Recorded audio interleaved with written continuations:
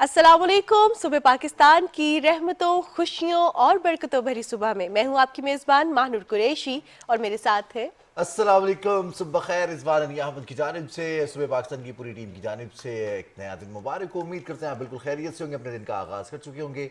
हम भी अपने दिन का आगाज़ कर चुके होंगे और यही दुआ है, यही उम्मीद है कि अल्लाह करे आने वाला दिन बहुत सारी खुशियाँ, बहुत सारी कामयाबियाँ लेकर आए। गुजरे हुए वक्त की कोई भी नाकामी कभी पलट कर हम में से किसी के सामने ना आए। और मौसम की बात से प्रोग्राम का आगाज़ करेंगे तो मौसम बिल्कुल थोड़ा सा गर्म हो गया है। अब बिल्कुल टेम्परेचर ऊपर जा रहे हैं तो जैसे जैसे ईद की शॉपिंग बढ़ती जा रही है, रमज़ान के रुखसत होने का एक अफसोस भी है, गम भी है, उदासी भी है, ईद के आने की खुशी भी है, साथ शॉपिंग की खुशी भी है। लेकिन मौसम की वजह से भी एक फैक्टर जो है वो दिन में निकलना थोड़ा मुश्किल होता जा रहा है। बिल्कुल जनाब, जहाँ मौसम चेंज हो रहा है, पहले हम इस चीज़ को सेलिब्रेट कर रहे थे कि स्प्रिंग आ गया, अब फाइनली समर्स आ चुके हैं और मौसम हम देख रहे हैं कि रावलपिंडी इस्लामाबाद का भी 30 डिग्री सेंटीग्रेड क्रॉस कर रहा है।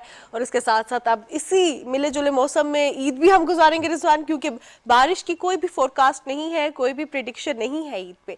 तो इसी मौसम के साथ हमने गुजारा करना है, लेकिन इसमें आपने एक चीज़ का ख्याल रखना है कि जो अपनी डाइट है वो मौसम के अकॉर्डिंगली ही रखें, क्योंकि रमज़ान में हमने बहुत पकौड़े समोसे खाए और मौसम भी अब गर्म हो रहा है, तो हमने भी अपनी डाइट जो है उसके अकॉर्डिंगली ही सेट करनी है। शाम को हम देखते हैं कि टेम्परेचर काफ़ी अच्छा हो जाता है, मौसम खुशगवार हो जाता है, ऐसा टेम्परेचर होता है कि हम आउटिंग पे जा सके, अच्छा, ऐसा जैसे टेम्परेचर ही होता हल्की सी हवा चलती है ना हाँ मानूर, तो वो शायद हम टीवी में काम करते हैं इसलिए हमारे जितने भी जानने वाले होंगे ना, आपको तो पता होगा मौसम की सूरत हाल क्या है, अगले 12 घंटे में कोई है उम्मीद बारिश की। अच्छा, ये वो होती है जिसे हम कहते हैं ना ख्वाहिश को खबर बनाना। बहुत सारे लोगों की ये ख्वाहिश होती है कि बारिश हो जाए और वो चाहते हैं खबर की सूरत में हमें मिल जाए कि बिल्कुल एकदम बारिश हो गई। लेकिन क्लाइमेट चेंज इतना कुछ ज़बरदस्त हुआ है कि बहुत सारी प्रोडिक्शंस ऐसी होती हैं जिनके बारे में कहा जाता है कि आज बारिश नहीं होगी, लेकिन फिर भी हम देखते हैं 10 मिनट 15 मिनट की हल्की रिमझिम हो जाती है, तेज़ बारिश हो जाती है, या फिर झक्कड़ चलते हैं, एकदम से आंधी आ जाती है, जिसकी वजह से मौसम काफ़ी हद तक खुशगवार हो जाता है। रावलपिंडी इस्लामाबाद की बात करें तो वहाँ यहाँ पर ख़ासतौर पर शाम में हवाएं अच्छी चलती हैं और फिर कुछ इलाके ऐसे भी जहाँ पर बड़ी ज़बरदस्त मौसम रहता है। और गिलगित बल्तिस्तान कश्मीर में कहीं की हल्की फुल्की बारिश का बिल्कुल। इम्कान मौजूद अब है। बेसिकली जो है देखते हैं कि हम मौसम खुशगवार हो रहा है, तो फिर जो है रिजवान ऐसी जो चीज़ें होती हैं, ऐसे सरप्राइजेस वो कुछ ज़रा अच्छे भी लगते हैं। अब ज़रा खबरों का सिलसिला आगे बढ़ाते हैं और रिजवान के पास कुछ बड़ी ज़बरदस्त सी खबरें भी हैं, तो प्रोग्राम का सिलसिला अब हम ज़रा मौसम से लेके ज़रा पॉलिटिकल वे में लेके और जाते हैं। पाकिस्तान के बरदराना ताल्लुकात के हवाले से आपको बताया चलें कि वज़ीर आज़म मोहम्मद शहबाज शरीफ और वली अहद मोहम्मद बिन सलमान की 1-on-1 मुलाकात हुई है। इस मौके पर दोनों रहनुमाओं ने दरीना बरदराना ताल्लुकात पर इत्मीनान का इजहार किया है। वज़ीर आज़म मोहम्मद शहबाज शरीफ ने शाह सलमान बिन अब्दुल अज़ीज़ की सेहत के लिए दुआ और नेक ख्वाहिशात का इजहार भी किया है। वज़ीर आज़म की मुलाकात हुई है वली अहद मोहम्मद बिन सलमान से, जबकि इससे कबल वज़ीर आज़म मोहम्मद शहबाज शरीफ जब मदीना मुनव्वरा से मक्का मुकरमा पहुँचे, जहाँ उन्होंने उम्रे की सारत हासिल की है, वज़ीर आज़म ने वफ़द के हमरा शहज़ादा मोहम्मद बिन सलमान के इफ्तार डिनर में भी शिरकत की, जबकि मोहम्मद शहबाज शरीफ ने सऊदी हुक्काम की जानिब से अपने और वफ़द के पुरतपाक इस्तकबाल पर उनका शुक्रिया भी अदा किया। सऊदी वली अहद ने वज़ीर आज़म, वफाकी काबीना के अरकान और वज़ीर आला मरियम नवाज शरीफ को इफ्तार पर मदऊ किया था। बिल्कुल जनाब, और आपकी स्क्रीन पर ये जो मुलाकात की फुटेजेस है ये भी आप देख रहे थे। हम देख रहे हैं कि पाकिस्तान और सऊदी अरब के जो बरादराना ताल्लुकात है उनको मज़ीद हम देख रहे हैं बूम भी मिल रहा है, उनको मज़ीद तक़वियत भी मिल रही है, और आई थिंक ये स्ट्रैटेजिकली और फॉरेन पॉलिसी के लिए बहुत ज़्यादा ज़रूरी भी है। और हम देख रहे हैं कि पाकिस्तान चाहे इंटरनल पॉलिटिक्स हो या एक्सटर्नल हो, हम देखते हैं कि पाकिस्तान खित्ते में जो है एक अच्छे तरीके से उभर भी रहा है, और हम उम्मीद करते हैं कि इसी तरह पाकिस्तान और सऊदी अरब के जो बरादराना ताल्लुकात है वो मजीद मजबूत होते रहेंगे। जहां बरादराना ताल्लुकात के हवाले से हम बात करें तो वहां पे अक्रॉस द ग्लोब भी पाकिस्तान को रिकग्निशन मिल रही है, और इस रिकग्निशन की वजह से जिन स्टूडेंट्स का या जिन लोगों का काम थोड़ा सा मुश्किल हुआ था वो आसान हो गया। ऑब्वियसली जब हम मेहनत करते हैं, हम इंटरनल लेवल पे काम करते हैं, तो एक्सटर्नल लेवल पे उसके रिजल्ट्स भी सामने आते हैं। नेशनल थ्रेट असेसमेंट के हवाले से मैं बात कर रही हूँ, और ये बहुत ज़बरदस्त सी खबर है। पाकिस्तान की कामयाब सफारतकारी के नतीजे में नॉर्वे ने पाकिस्तान को नेशनल थ्रेट असेसमेंट की लिस्ट से निकाल दिया है, और ये ऐलान नॉर्वे पुलिस सिक्योरिटी सर्विस की ताज़ा तरीन रिपोर्ट में किया गया है। रिपोर्ट नॉर्वे की मुकामी इंटेलिजेंस और सिक्योरिटी सर्विस ने जारी की है, और हम देखते हैं कि गुज़श्ता कई बरस से पाकिस्तान और बाज़ दीगर ममालिक भी इस लिस्ट में शामिल थे, और इस शमूलियत की वजह से पाकिस्तानी तलबा और रिसर्चर्स को काफ़ी मुश्किलात भी होती थी वीज़ाज़ में या वहाँ पर रहने में या वहाँ जाने में।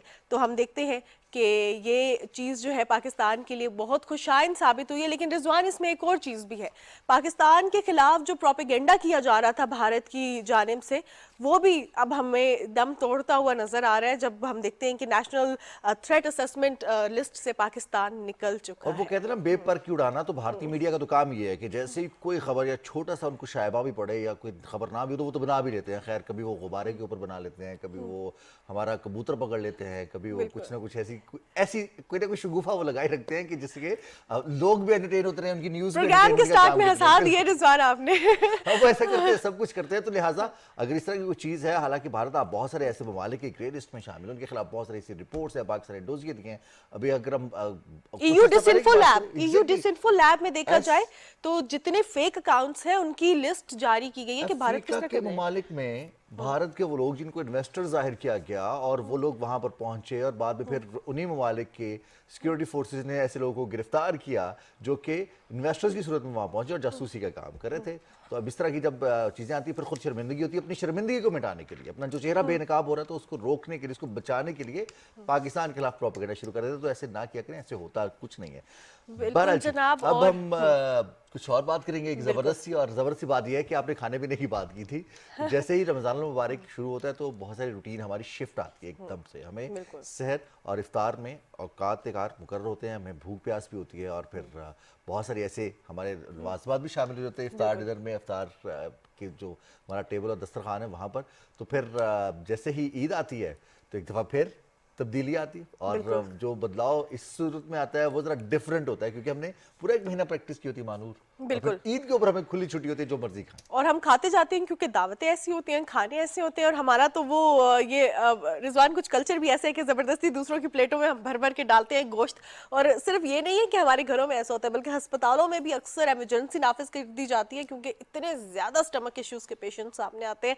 तो हमने ईद पे कैसे खाना है, क्योंकि जो रमजान में हमारी सारी प्रैक्टिस हो गई है, अब हमने उसको आगे कैसे लेके चलना है, आहिस्ता आहिस्ता उस कैसे प्रैक्टिस को। खाना है या कितना खाना है, मतलब कैसे कैसे खाना है, थोड़ा सा किस चीज के साथ क्या खाना है, किसके साथ क्या नहीं खाना है, ये भी बहुत ज्यादा मैटर हाँ, करता ये तो है। है। समटाइम्स जो है हम सुबह भी, क्योंकि हम सुबह हमारी लेट मॉर्निंग होती है, ब्रंच में भी गोश्त खा रहे हैं, फिर रात में भी गोश्त खा रहे हैं, और फिर वो जो गोश्त खोर बन जाते हैं हम अचानक से, हमारे स्टमक को कितना अफेक्ट करता है, हमारी हेल्थ को कितना अफेक्ट करता है, कैसे ये रूटीन ब्रेक करनी है, क्या उसका पाथ होगा। इस पर बात करने के लिए हमारे साथ प्रोग्राम में अनीसा सुहेल मौजूद है। अनीसा बताएंगी कि क्या करना है। अस्सलाम वालेकुम अनीसा। वालेकुम अस्सलाम। कैसी हैं आप? अल्हम्दुलिल्लाह, आप कैसे हैं? अल्हम्दुलिल्लाह। अनीसा, रमज़ान में भी इतनी फ्रेश है, शायद खुद जो है बड़ी न्यूट्रिएंट्स का ख्याल रखती हैं, या जो है बस थोड़ा सारी मेकअप चीज़ें खा भी है, लेती हैं? थोड़ा मेकअप भी है।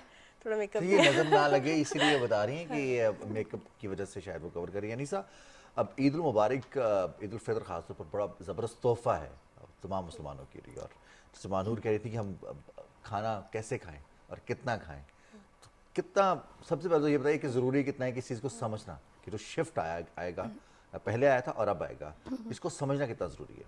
अच्छा, आपने बड़ी इंपॉर्टेंट बात की कि बॉडी में जो शिफ्ट आता है। रमज़ान के दौरान हमारा जो मेटाबॉलिज्म होता है बॉडी का, वो शिफ्ट हो जाता है। हम क्योंकि पूरा दिन भूखा रहते हैं और हमारे पास सिर्फ 2 फीडिंग अपॉर्चुनिटीज़ होती हैं, सहरी के टाइम पे और इफ्तार के टाइम पे। तो पूरा दिन भूखा रहने की वजह से अब जिस्म को कहीं ना कहीं से एनर्जी तो चाहिए। तो रमज़ान के शुरू के चंद दिनों में तो हमारे जो कार्बोहाइड्रेट के स्टोर्स हैं वो बॉडी इस्तेमाल करती है।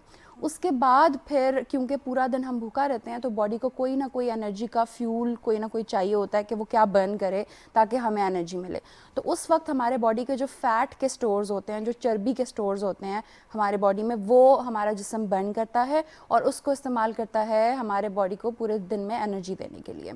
इवेंचुअली अब हमारे बॉडी को इसकी आदत हो चुकी होती है पूरे 30 दिन रोज़ा रखने के बाद, और इसको हम कीटोसिस बोलते हैं कि हमारी बॉडी कीटोसिस में चली गई है। अब इस कीटोसिस में से जब हमारी बॉडी निकलती है ईद के दिन पे, तो इसको मैनेज किस तरह से करना है, क्योंकि एक तो हमारे जिस्म का मेटाबॉलिज्म शिफ्ट हो रहा है, मेटाबॉलिक शिफ्ट आ रहा है हमारे जिस्म में। फिर दूसरी चीज़ ये, क्योंकि अब आखिरी के कुछ रोज़े काफ़ी गर्मी में गुजरे हैं लोगों के, तो हाइड्रेशन प्रॉब्लम हो सकती है। अगर लोग पानी नहीं पूरा पी रहे तो इलेक्ट्रोलाइट इम्बैलेंस हो सकता है। स्पेसिफिकली पोटेशियम और फास्फोरस की कमी देखी गई है, जिसकी वजह से दिल की धड़कन हल्की सी तेज़ हो जाना। और क्योंकि रमज़ान में फिर आपकी स्लीप जो स्केड्यूल है वो भी आपका डिस्टर्ब होता है, स्पेशली क्योंकि रात की आखिरी तक रातें आ जाती हैं, तो लोग अक्सर आखिरी 10 दिन लोगों को प्रॉपर नींद नहीं मिलती, उनका पूरा पैटर्न डिस्टर्ब हो जाता है। तो फिर रमज़ान के बाद उनको ये भी देखना होता है कि उन्होंने अपने जो नींद की पूरी रूटीन है उसको किस तरह से सेट करना है, क्योंकि नींद का बहुत इंपॉर्टेंट रोल होता है आपके बॉडी के हार्मोन्स में और मेटाबॉलिज्म में। तो ये जो अंडरस्टैंडिंग है ये बहुत इंपॉर्टेंट है, और अगर आप अवॉइड करना चाहते हैं कोई मेजर हेल्थ प्रॉब्लम्स रमज़ान के बाद, तो आपको Aahista Aahista ease into normal routine, Aahista Aahista अपने जिस्म को आदत उसका ये चेंज जरा करें। काम नहीं है। यानी कि हमने फौरन से दावतें उड़ानी नहीं है ईद पे, थोड़ा नहीं, सा आप, लिहाज रखते हैं, थोड़ा सा भूख रख के खाने। नहीं, कल्चर है, बरकत है रमज़ान के बाद ईद की, कि आप अपने रिश्तेदारों के साथ बैठते हैं और खुशियाँ मनाते हैं, लेकिन आप उसमें ये ना भूलें कि आपने बिल्कुल बेजा वो नहीं कि पूरे दिन पूरा महीना हम भूखा रहे हैं तो अब बस हमने दबा जम के के खाना। खाना दबा वो के सेहत खाना। तो अपनी है ना। हाँ, सेहत तो कहते हैं ना, पेट अपना है, आपने बिल्कुल। एहतियात करनी तो है। एक एक और चीज़ आपसे जानना चाहूंगी अनीसा, हम देखते हैं रमज़ान में हमारी रूटीन कुछ लोगों की काफ़ी हेल्दी भी रहती है, जैसे हम फ्रूट्स, बहुत ज़्यादा फ्रूट्स का इंटेक करते हैं जो कि रूटीन में नहीं होता। फिर जो हमारी डाइटरी हैबिट्स हैं, हम दही का बहुत इस्तेमाल कर रहे होते हैं, फिर फजर से पहले खाना, और जो 9 to 5 की जॉब करें 8 बजे खाना, तो वो जो अब हमारा शिफ्ट हो जाएगा, उस टाइम पे भूख नहीं लगती है, तो वो और फिर जो जिसको हम कहते हैं फजर से पहले खाना, सहरी करना, ये हमें लेट नाइट क्रेविंग्स के उस पे फील होगा कि रात को 2 बजे फिर हमने कुछ ऑर्डर कर लिया। अब इससे निकलने का क्या पैटर्न होगा? बहुत अच्छा क्वेश्चन है। इसको सहरी हंगर पैंग्स के तरह से कहा जा सकता है कि अक्सर लोगों को सहरी के टाइम पे भूख लग जाती है, आंख खुल जाती है पहले हफ्ते में, क्योंकि जिस्म को आदत हुई होती है उस टाइम पे उठने की। तो अमूमन 10 दिन लगते हैं आपको बॉडी को वापस उस रूटीन में जाने के लिए। तो वो जो 10 दिन का टाइम पीरियड है, आपने उसको अब अगर आपको सहरी के टाइम पे भूख लगी है तो बजाय इसके कि आप उस टाइम पे उठ के कुछ ऑर्डर करें या फुल फ्लेज मील खा लें, अब आपने रूटीन पे वापस आना है तो आप उस टाइम पे 2-3 खजूरें ले लें, चंद हैंडफुल ऑफ आमंड्स ले लें, आधा कप दही खा लें, थोड़ा सा कुछ आप डाल दें जिसम में ताकि उसको मैसेज मिल जाए कि अब थोड़ा सुकून में आना है, और उसके बाद फिर आप अपनी रूटीन नॉर्मल कंटिन्यू करें। उसके बाद फिर आपने 9 to 5 जॉब होल्डर्स का बोला कि उन्होंने किस तरह से अपने उसको रूटीन में लेकर चलना है। आहिस्ता स्मॉलर मील्स लें, कम कम खाएं, और बहुत लंबा गैप ना दें, क्योंकि जब बहुत लंबा गैप आ जाता है तो आपको बिंज ईटिंग होती है, एकदम से आप बहुत ज़्यादा खाने लगते हैं। और फिर आपने ये बोला कि रमज़ान में हम कुछ पॉजिटिव ईटिंग हैबिट्स भी अडॉप्ट कर लेते हैं, कि हम नट्स खाना शुरू हो जाते हैं, क्योंकि अमूमन फ्रूट चाट में वो फ्रूट भी आता है, नट्स भी आते हैं, और फिर दही भी सुबह सहरी में कंज्यूम होता है, दूध की कंजम्पशन बढ़ जाती है। जो बच्चे दूध नहीं भी पी रहे होते हैं उनको अम्मियाँ लस्सी वगैरह दे ही देती हैं किसी ना किसी तरह।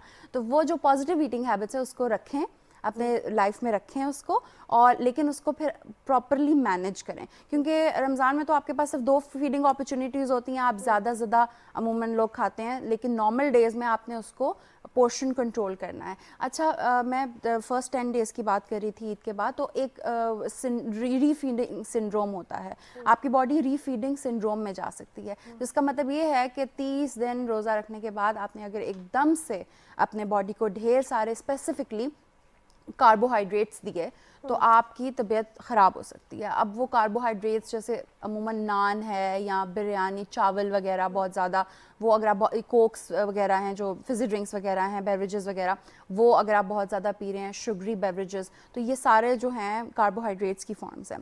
अगर ये आप बहुत ज़्यादा लेते हैं तो फिर आपकी तबीयत ख़राब हो सकती है। आप प्रोटीन रिच डाइट लें और छोटे मील्स हैं, क्योंकि एक चीज़ ये होती है रमज़ान में कि आपके स्टमक का साइज़ श्रिंक हो जाता है, आपके मैदा छोटा हो जाता है, आपके कुदरती तौर पे आपके जिस्म को कम खाने की आदत हो जाती है।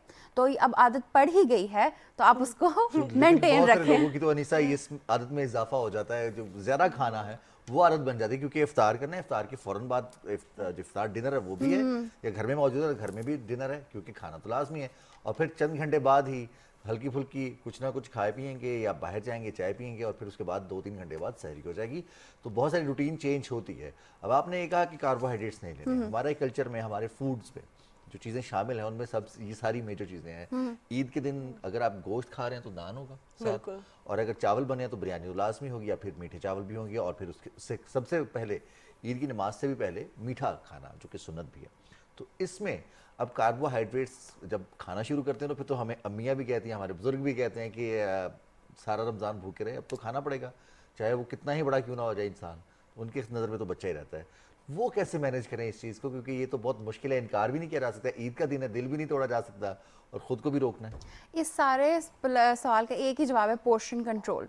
सुन्नत है मीठा खाना, आप सुन्नत पूरी करें, लेकिन उसको बहुत बेजा नहीं आप करें। आप हर घर में जहाँ जहाँ आप ईद मिलने जा रहे हैं, ज़रूरी नहीं है कि वहाँ पे आप सवैयों के और कस्टर्ड्स के और ट्रैफल्स के या बोल भर भर के खाएं। आप उसको थोड़ा थोड़ा कंज्यूम करें, सुन्नत पूरी करें, लेकिन उसको ओवरबोर्ड ना जाए, ओवर ईटिंग ना करें। दूसरी चीज़, आप उसको एक बड़ा सिंपल सा, मैं हमेशा बताती होती हूँ, माई प्लेट कॉन्सेप्ट है। आप अपने प्लेट को 4 हिस्सों में डिवाइड करें। पहला हिस्सा आपका नान और चावल और ये सारे जो ग्रेन्स हैं, कार्बोहाइड्रेट का होगा। दूसरा हिस्सा आपका प्रोटीन का होगा, जिसमें अंडे, दालें और गोश्त वगैरह आ जाता है। तीसरा और चौथा हिस्सा आपका मिला के सैलेड का होगा, क्योंकि सलाद भी दावतों पे बहरहाल होता ही है, हम चूज नहीं करते वो खाना। आइटम जो होता है वो सलाद होता है। एग्जैक्टली, हम चूज नहीं करते खाना, तो वो अपना मसला है पर्सनल। लेकिन ये प्लेट का आप वो रखें और आप सीख कबाब एंजॉय करें, आप कौरमे एंजॉय करें, बिरयानियाँ एंजॉय करें, लेकिन पोर्शन में रखें। सही। अच्छा अनीसा, एक और चीज़ आपसे जानना चाहूँगी, हम हमेशा सुनते हैं फ्रूट्स खाने चाहिए, फ्रूट्स किस वक्त खाने चाहिए? अब वो खाने के बाद खाने चाहिए? कुछ घरों में रिवाज होता है मीठे की जगह जो है ना वो फ्रूट्स खाए जाते हैं, अब वो खाने के बाद होने चाहिए, खाने से पहले होने चाहिए? और ख़ास तौर पर अगर हम सुबह उठे हैं तो क्या सुबह कहते हैं कि नहार मुंह जो है वो ज़्यादा असर करती हैं चीज़ें, तो उस वक्त फ्रूट्स अच्छे होते हैं? अच्छा, 2 ऐसे औकात है जो फ्रूट्स अमूमन नहीं लेने चाहिए। पहला, जैसे आपने निहार मुंह बोला, वो इस वजह से क्योंकि फ्रूट्स में अमूमन एसिड्स होते हैं, और अगर कुछ लोगों को ब्लोटिंग का प्रॉब्लम है या अल्सर्स वगैरह का प्रॉब्लम है, गैस्ट्रिक इश्यूज हैं, तो वो ज़्यादा बढ़ सकते हैं, एग्रेवेट हो सकते हैं अगर वो पहले हाथ ही कोई फ्रूट ले लेते हैं। और दूसरा मसला ये है कि अगर कोई बंदा डायबिटिक है या वो प्रोन टू डायबिटीज़ है, उनको शुगर स्पाइक, इंसुलिन रेजिस्टेंस वगैरह वाले इश्यूज हैं, तो पहले ही अगर आप फ्रूट ले लेते हैं, सिर्फ फ्रूट, कोई और साथ चीज़ पेयर नहीं करे, स्मूदीज़ वगैरह या वो एक अलग चीज़ है क्योंकि उसमें और भी चीज़ें होती हैं। अगर आप सिर्फ फ्रूट ले रहे हैं तो वो फिर आपको शुगर स्पाइक कॉज कर सकती है। दूसरा वक्त जब फ्रूट को कंज्यूम करने से गुरेज करना चाहिए, वो रात को सोने से पहले है, क्योंकि रात को आपकी एनर्जी कहीं नहीं लगनी, वो शुगर स्पाइक जो आएगा आपके ब्लड में वो कहीं पे इस्तेमाल नहीं होगा, वो फैट स्टोर हो जाएगा और वो वैसे भी सेहत के लिए बेहतर नहीं है। फिर आपने बोला कि बेहतर टाइम कौन सा है? स्नैक के तौर पे सबसे बेहतर टाइम है। स्नैक क्या होता है? स्नैक ये होता है कि आपके जो 3 मेन मील्स हैं, सुबह, दोपहर, शाम, उनके दरमियान में जो आपको दरमियानी औकात में थोड़ी सी भूख लगती है, शाम की चाय के वक्त या सुबह 11-12 बजे का जो वक्त होता है दोपहर के खाने से चंद घंटे पहले, वो बेस्ट वक्त है कि आप फ्रूट ले सकते हैं, क्योंकि उससे आपको राइट अमाउंट ऑफ एनर्जी मिलती है और आप थोड़ा सा बूस्ट मिलता है आपको और आप वो कंज्यूम कर सकते हैं। फ्रूट्स के फ़वाइद की अगर मैं बात करूँ तो एक कॉन्सेप्ट है हमारे न्यूट्रिशनल साइंसेज में, ईटिंग अ रेनबो। क्योंकि ईटिंग रेनबो का ये कॉन्सेप्ट है कि क्योंकि अल्लाह ताला ने इतने सारे रंग बिरंगे फल और सब्जियां बनाए हैं, और क्योंकि पाकिस्तान तो है ही एग्रीकल्चरल लैंड, तो इतने सारे यहाँ पे डिफरेंट कलर्स के और फ्लेवर्स के आते हैं फ्रूट्स, और में भरपूर मिनरल्स, वाइटामिन्स, फाइबर और हाइड्रेशन, क्योंकि गर्मियों में सबसे ज़्यादा प्रॉब्लम एक ट्रॉपिकल एरिया का यही होता है कि आपको पानी मिल रहा है या नहीं मिल रहा, तो फ्रूट में वो आपको भरपूर मिल जाता है।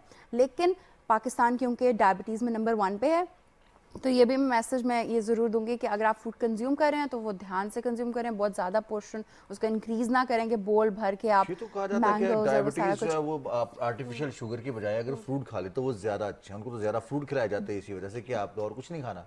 अगर आर्टिफिशियल शुगर के साथ कंपैरिजन में देखा जाए तो नेचुरल एक चीज़ वो बेहतर है, क्योंकि उसमें फाइबर कुदरती तौर पे मौजूद होता है, वो आपके शुगर को स्पाइक को कंट्रोल कर देता है। लेकिन इसका मतलब ये नहीं है कि आप सिर्फ वो खाएं और बहुत ज़्यादा खाएं, अगेन वही के पोर्शन को कंट्रोल करना है। शुगर स्पाइक की आपने बात की है, अब रमज़ान में भी बहुत सारे फिजी ड्रिंक्स इस्तेमाल होते हैं, देखते हैं खासतौर पर ये जितने भी कार्बोनेटेड ड्रिंक्स हैं वो नहीं है तो उनके अल्टरनेट वही अगेन एक्सेस शुगर वाले ड्रिंक्स हैं, इनके इश्तिहारात भी बहुत चलाए जाते हैं। फिर ईद पे भी, चूंकि रमज़ान ख़त्म है, ईद पे सब ने और गर्मी आ गई है, हर घर में जाना है, तो सब से पहले आपके सामने वही ड्रिंक्स आएंगे, खाने के साथ भी आएंगे, बच्चे बहुत ज़्यादा इस्तेमाल करेंगे वो चीज़। अल्टरनेटिव क्या हो सकते हैं इसके? अच्छा, इसके ऑल्टरनेटिव सबसे अच्छा बेहतर ये है कि जो फ्रूट्स आए हुए हैं आप उनका जूस वगैरह कोई बना लें, फ्रेश फ्रूट का जूस बना लें। हालांकि उसको भी बहुत ज़्यादा कंज्यूम करना बेहतर नहीं है, लेकिन कम अज़ कम एक आर्टिफिशियल शुगर के इतनी ढेर सारी, जिसमें एक कैन में 12 टीस्पून शुगर होती है, तो आप इतने ढेर सारी जहाँ पे ले रहे हैं तो वहाँ पे एक दूसरा नेचुरल कुदरती अल्टरनेट जो है वो बहरहाल बेहतर ही है। फालसे का शरबत आप कंज्यूम कर सकते हैं, स्ट्रॉबेरी के स्लश वगैरह बना सकते हैं। स्ट्रॉबेरी बड़ा अच्छा फ्रूट है, उसकी ग्लाइसेमिक इंडेक्स बहुत कम होती है, तो उसका मतलब वही है कि आपके बॉडी में जाके वो एकदम इंक्रीज नहीं करता आपका जो शुगर है। तो डिफरेंट स्लशेस वगैरह बना लें, और आप मिल्क शेक बना सकते हैं। फिर सत्तू हमारा लोकल एक ड्रिंक है, क्या वो याद आप करवा दिया ऑल्टरनेट आपने। कर सकते गर्मियों की हैं। आमद से पहले सत्तू याद करवा दिया। तो वो आप सत्तू कंज्यूम कर सकते हैं गुड़ के साथ, क्योंकि गुड़ में लेकिन इसमें भी ये है कि बहुत इसको एक्स्ट्रा कंज्यूम नहीं करना, ये ऑल्टरनेटिव्स हैं और इनको चंद औकात के लिए ही रखना है, इसको बेजा इस्तेमाल नहीं करना, क्योंकि गुड़ में फिर अपना उसमें जिंक होता है, उसमें फास्फोरस होता है, उसमें मिनरल्स वगैरह होते हैं। सत्तू वैसे ही वो बारले से बना होता है, तो उसके अपने फाइबर रिच ड्रिंक है। आप इंसुलिन वो शुगर स्पाइक की बात कर रहे थे, तो कुदरती तौर पे जो फास्टिंग का प्रोसेस है वो जिस्म में इंसुलिन को और शुगर को कंट्रोल करता है। अब हम उसका जो प्रोसेस है मेटाबॉलिज्म का, और उसको सारा अथल पथल कर देते हैं अपने गलत ईटिंग हैबिट से, तो वो फिर हमारी फूड चॉइसेस का और जो हमारे डिसिप्लिन है, फूड डिसिप्लिन, उसका कसूर है। लेकिन फास्टिंग असल में वो अनीसा, बहुत आपने जिस तरह helpful होती बात की है कि फास्टिंग से भी जो है हमारी, अगर इंसुलिन स्पाइक, वो हम देखते हैं इंसुलिन रेजिस्टेंस है और ये शुगर स्पाइक है, उसको कंट्रोल किया जाता है, तो क्या इंटरमिटेंट फास्टिंग इस हवाले से बेहतर नहीं है कि हम 2 मील्स के दौरान बहुत ज़्यादा गैप रख लें, तो रूटीन तो फिर हमारी वैसे ही बनती रहेगी ना। बिल्कुल, इंटरमिटेंट फास्टिंग एक बहुत कॉमन वे है जो अब पूरी दुनिया में इस्तेमाल होता है, जिसमें सोजिश उससे कम होती है, इंसुलिन स्पाइक उससे कंट्रोल होती है, कोलेस्ट्रॉल कंट्रोल होता है, क्योंकि फैट बॉडी कीटोसिस में जाती है तो चर्बी को इस्तेमाल करती है, तो आपके जो चर्बी के स्टोर्स हैं वो कुदरती तौर पे कम हो जाते हैं, कोलेस्ट्रॉल रिड्यूस हो जाता है, तो इसके बहुत सारे फ़वायद हैं। लेकिन एक गाड़ी को चलने के लिए फ्यूल चाहिए होता है, पेट्रोल वगैरह चाहिए होता है, हमारे जिस्म को चलने के लिए भी फ्यूल चाहिए होता है। पहले जो टॉप नंबर पे कार्बोहाइड्रेट बॉडी इस्तेमाल करती है, सेकंड पे फैट इस्तेमाल करती है, चर्बी इस्तेमाल करती है। अगर वो जो स्टेट है फैट वाली स्टेट, उसको आप प्रोलॉन्ग करते हैं और सही से प्रोलॉन्ग नहीं करते, यानी कि आप वही इंटरमिटेंट फास्टिंग, आप 2 फीडिंग अपॉर्चुनिटीज़ हैं, जितना भी आपने आवर्स का आप फॉलो कर रहे हैं, या रमज़ान है, आप उसको अपने सहूर और इफ्तार को या ईटिंग अपॉर्चुनिटीज़ को सही इस्तेमाल नहीं करते, अपने न्यूट्रिएंट डेफिशिएंसीज़ को प्रॉपरली सप्लीमेंट नहीं करते, जो डिप्लीशन है उसको कंट्रोल नहीं करते, तो या हाइड्रेशन है, इलेक्ट्रोलाइट बैलेंस है, उसको सही तरह से मॉनिटर नहीं करते, तो ये जो स्टेट है ये बहुत जल्दी तीसरे फ्यूल पे जा सकती है, जो कि प्रोटीन है। जब बॉडी प्रोटीन को इस्तेमाल करना शुरू करती है फ्यूल के तौर पे, तो आपके जो जिस्म के अज़ा हैं वो फिर ख़राब होना शुरू हो जाते हैं, क्योंकि हमारे जिस्म में बहुत सारे जो अज़ा हैं उनके ऊपर वो मसल प्रोटीन ही होता है, तो फिर मसल डिप्लीशन शुरू हो जाती है। इसी वजह से आपने देखा होगा कि रमज़ान के बाद या आखिरी जो दिन होते हैं, बहुत सारे लोगों को मसल वीकनेस होती है, फटीग होती है, पट्ठों में दर्द होता है, डिजीनेस होती है, सर में दर्द होता है। ये सारी चीज़ें इस वजह से होती हैं क्योंकि एक तो उन्होंने रमज़ान से जो स्टार्ट किया है रमज़ान, वही एक ऑप्टिमम हेल्थ स्टेट में नहीं किया, और जो लेकर चले हैं वो भी उन्होंने अपनी ईटिंग अपॉर्चुनिटीज़ को सही तरह से यूटिलाइज नहीं किया। सही, ठीक है, चलिए आपकी मौजूदगी में हम एक और आपने चूँकि ये सारे सवाल जितने भी थे इनके जवाब दिए हैं, तो खाने पीने की वजह से बहुत सारे लोग रमज़ान में अपनी जो जिम है उनकी टाइमिंग्स को कम कर लेते हैं। फिर जैसे ही गर्मियाँ आती हैं या मौसम चेंज होता है, तो बहुत सारे लोगों का ये ख्याल होता है कि अब हम अगर वर्कआउट करेंगे तो हम जल्दी वेट रिड्यूस कर लेंगे, फैट्स बर्न करें, हमने प्रोटीन तक पहुंचने से पहले ही बहुत सारी मेहनत कर देते हैं। तो क्या मशवरा देंगे आप कि हमें क्या खाना चाहिए अब, ताकि हमारे प्रोटीन्स के बर्न होने तक की बात ना जाए, उससे पहले तक रहे, ताकि हम अपना बैलेंस भी बरकरार रखें, अगर किसी से बात कर रहे हो तो हम बाकायदा से बात कर सकें, बजाय इसके कि हमारी आवाज़ भी काँप रही हो और हमारे हाथ पाँव भी काँप रहे हो। सबसे पहले तो आपने एकदम से इंक्रीज है, ये नहीं कि ईद वाले दिन ही आप जाके 2 घंटे आपने जिम लगा लिया, ऐसा नहीं करना आपने। ग्रेजुअल एक तो इंक्रीज करना है, वो तो जो लोग जिम करते हैं उनको पता ही होगा कि अगर आपको एक्सरसाइज की या उसकी आदत नहीं है, तो जो पहले चंद दिन होते हैं आपको जिसमें कड़ाव होता है और वो सारा कुछ फिर ग्रेजुअली ठीक होता है। आपने आहिस्ता आहिस्ता एक तो अपने आवर्स ऑफ एक्सरसाइज इंक्रीज करने हैं।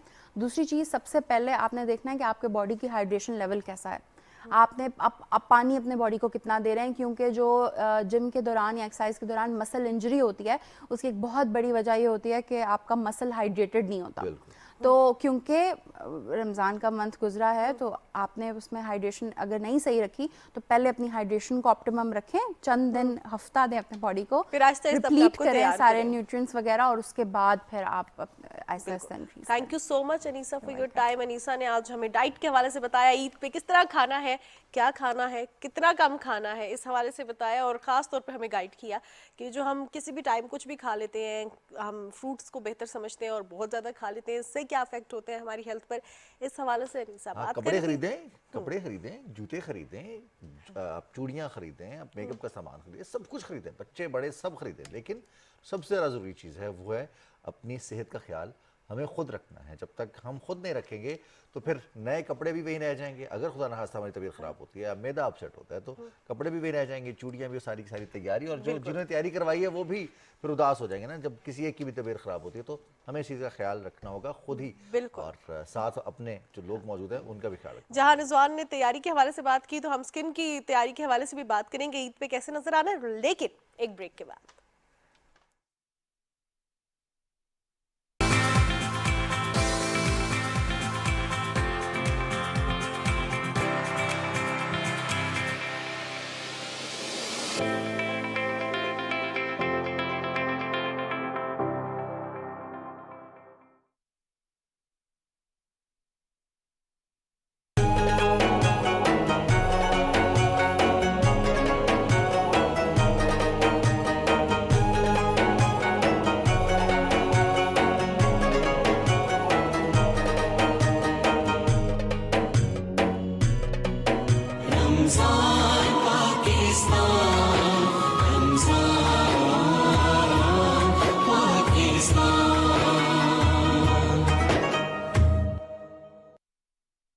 रमजान का तीसरा अशरा दोज़ख से नजात का बायस है।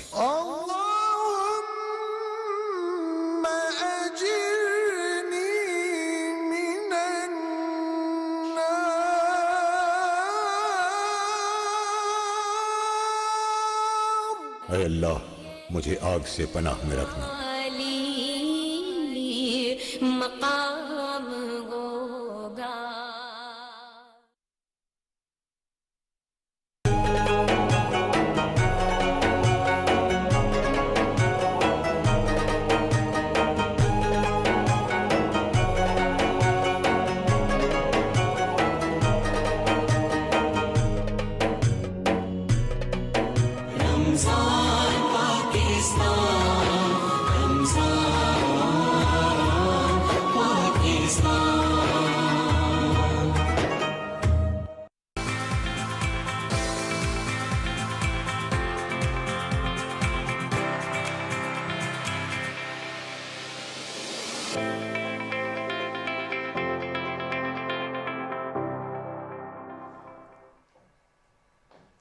सुबह पाकिस्तान में एक बार आपको फिर खुशामदीद कहते हैं। ब्रेक पर जाने से पहले हम बात कर रहे थे कि ईद पे हमारी ईटिंग हैबिट्स क्या होनी चाहिए, लेकिन ईद पे सबसे ज़्यादा इंपॉर्टेंट चीज़ ये होती है कि हमने दिखना कैसे है। हम तैयार होते हैं, चाहे लड़कियां हों लड़के हों, वो बस चाहते हैं कि हमारी अच्छी अच्छी पिक्चर्स आएँ, हम अच्छा सा तैयार हों, हम बड़े ग्लो करते हुए नज़र आ रहे हो।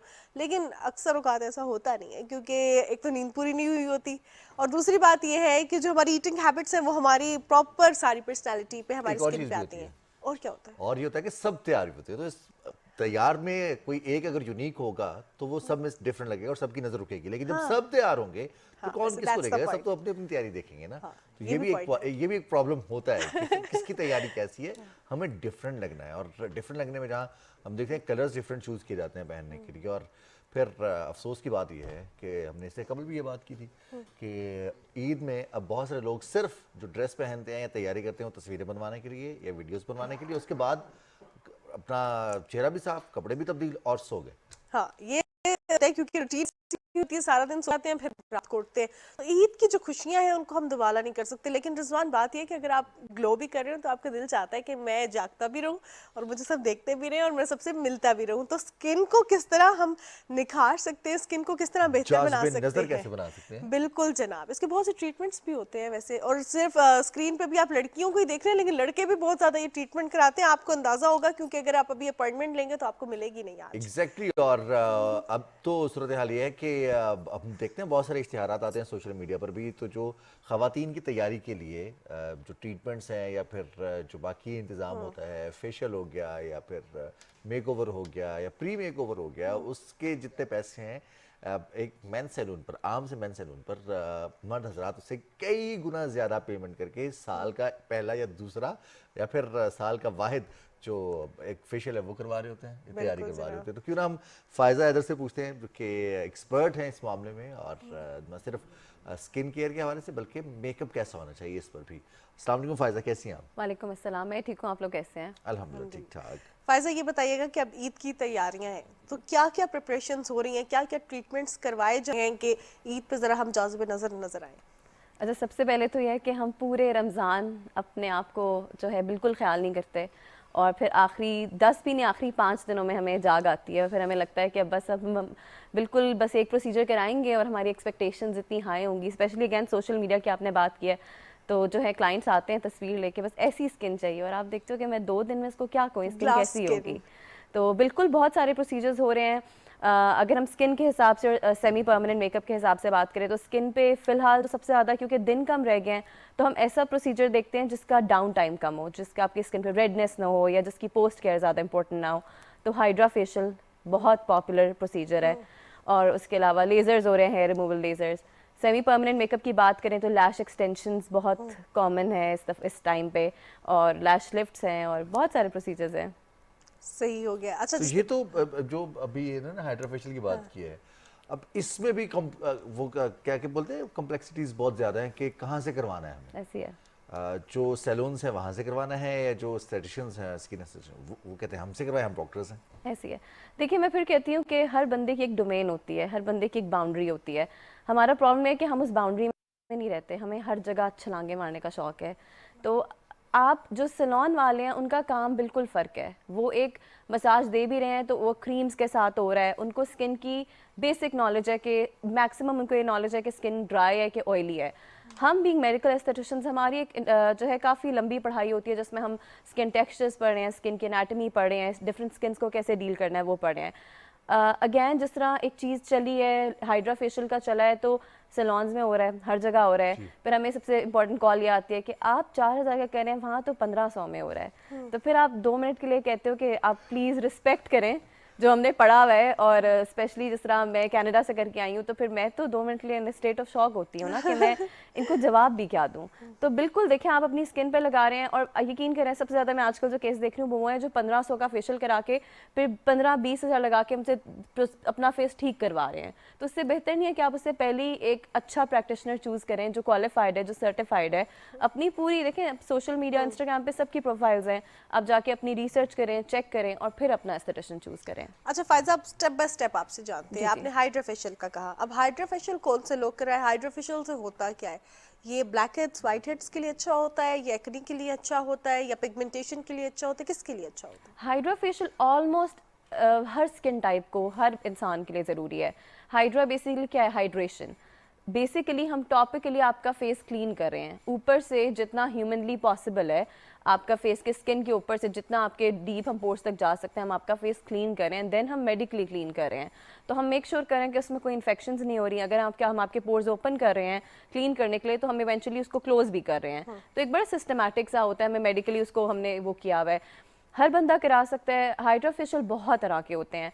एक और चीज़ है कि हमारे यहाँ ट्रेंड होता है कि हम नाम रख देते हैं ना, जिस तरह ऐसे नाम होते हैं कि मतलब मैं कई बार सोच रही होती है मैंने क्यों नहीं पढ़ा, मतलब मुझे तो पता ही नहीं है ये भी नाम है, फलां जगह पे ये नाम है। ऐसा कुछ भी नहीं होता। अब डिपेंड आप पे ये करता है। एक सिंपल हाइड्रा फेशियल, उसमें आपकी क्लेंजिंग स्क्रबिंग हो रही है, आपकी सक्शन डर्माब्रेशन एक स्टेप होता है वो हो रहा है, black head white heads remove हो रहे हैं, कोई आपकी डेड स्किन है वो रिमूव हो रही है। इवेंचुअली हम सीरम उसमें इन्फ्यूज़ करें, विटामिन सी, हाइलुरोनिक, डिपेंडिंग आपकी स्किन कैसी है, हम वो इन्फ्यूज़ करें और आपकी स्किन पे एक अच्छा ग्लो है और साफ़ सुथरी स्किन है, उस पर अगर आप कुछ भी लगाएंगे तो अब एब्जॉर्ब भी होगा। तो हाइड्रा फेशियल मतलब ये जो होते हैं कि ये वाला है वो वाला, ऐसा कुछ भी नहीं है। आप सिर्फ ये जाके अपने एस्थेटिशियन से पूछें कि मेरी स्किन को किस चीज़ की ज़रूरत है। आप एक फेशियल करें जिसमें आपको एस्थेटिशियन खुद ही बता देगी कि अच्छा आपकी स्किन ड्राई है तो गो फॉर हाइलुरोनिक एसिड, तो दैट्स इट। तो ये तो स्किन के हवाले से तो जो सबसे बड़ी मिसकंसेप्शन हमारी यही है ना कि अगर हम स्किन एस्थेटिशियन के पास गए या स्किन एक्सपर्ट के पास गए, डर्माटोलॉजिस्ट के पास भी गए, तो कोई ना कोई मसला निकल ही आएगा। और ये अगर काम शुरू हो गया तो फिर बहुत लंबा चलेगा और बहुत महंगा होगा। देखिए मैं आपको बताऊं कि इन अ वे अगर मैं झूठ ना बोलूं तो होता भी है, क्योंकि हम सबको अपने बिजनेस चमकाने होते हैं। तो जब हमारे पास क्लाइंट आते हैं तो हमें होता है कि एक के लिए आए, हम एक के साथ उसको 2 पे लगाएंगे, 2 के साथ 3 पे लगाएंगे। बट मेरा पर्सनल बिलीव ये है कि अगर आप उसको ऑनेस्टली अगर आपने अपनी हलाल की कमानी है और आप उसको सेटिस्फाई करके एक सेशन में भेजोगे तो अल्लाह आपको आपका रिस्क दोबारा भेजता है और वो क्लाइंट ऑटोमेटिकली आता है। और मैंने ये बात खुद अपने साथ में करती हूँ और मेरे क्लाइंट्स हमेशा बोलते हैं। तो आप खुद, और सेकेंडली देखिए आजकल सबको इतनी नॉलेज है, डॉक्टर गूगल हर बंदा सर्च करके जाता है। तो आपने कोई प्रोसीजर कराना है, आप उस पर पढ़ के जाएं, आप देख के जाएं आसपास क्या। और मुझे लगता है जितनी हमें नॉलेज है, काफ़ी करीब लोगों को सब कुछ पता होता है। वो हमें आके कहते हैं अच्छा मेरे स्किन के साथ ये मसला है, मैंने ये यूज़ किया है, तो मतलब आप फिर मेरे पास क्यों आए हैं? मतलब वो सारे अपनी रिसर्च करके आए हुए हैं। सही। अच्छा, आपने ना फाइजा बड़ी बीच की भी बात बताई है और बड़ी एक इम्पॉर्टेंट चीज़ को हाईलाइट की है। और इट्स नॉट अबाउट डर्मेटोलॉजी, ये बहुत सी फील्ड्स में ऐसा होता भी है। अब मैं आपसे जानना चाहूँगी, क्योंकि अब ऐसी ख़वातीन भी हैं जिनके पास टाइम नहीं है, ऑफिस जाना है, मीटिंग्स बहुत ज़्यादा है, टचअप करने का भी बीच में टाइम नहीं होता, तो ये सेमी परमानेंट मेकअप का क्या कंसेप्ट है? क्योंकि रूटीन में हम देखते हैं अगर आपने खुद ड्राइव करना है तो आपके पास फिर मेकअप का टाइम नहीं होता, कोई साथ हो तो फिर आप साथ में गाड़ी में भी कर लेते हैं। और अब गर्मियाँ भी इतनी ज़्यादा है, अब बार बार आपको मुँह भी धोना है और फिर मेकअप दोबारा करना है। तो ये सेमी परमानेंट मेकअप क्या होता है और ये कितना इफेक्टिव है?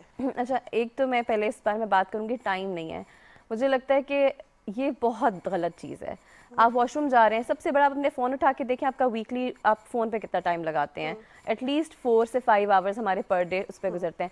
आप अगर कुछ भी नहीं कर सकते, आप 20-30 मिनट्स के लिए जाएं, एक सिंपल हाइड्रा फेशियल में 20-25 मिनट लगते हैं। तो मैं तो जब मुझे आके कहेगा ना टाइम नहीं है, तो मैं कहती हूँ बीइंग पाकिस्तान में रहते हुए आपके पास हाउस हेल्प है, आपके पास इतनी बड़ी फैमिलीज़ हैं, आप क्या मतलब आप खेती बाड़ी कर रहे हैं, आप क्या कर रहे हैं जो आपके पास टाइम नहीं है? तो पहले तो अपने लिए टाइम निकालना बहुत इंपॉर्टेंट है। आप टाइम नहीं निकालेंगे तो फिर आप आके हमें ये मत कहें कि मेरी स्किन ठीक हो जाए, क्योंकि आप आएंगे तो कुछ कर सकते हैं। पहली चीज़ ये टाइम निकालें अपने लिए, सब कुछ हो जाएगा, ज़िंदगी के काम चलते रहेंगे, कभी भी रिस्पॉन्सिबिलिटीज़ नहीं ख़त्म होंगी, तो टाइम निकालना ज़रूरी है।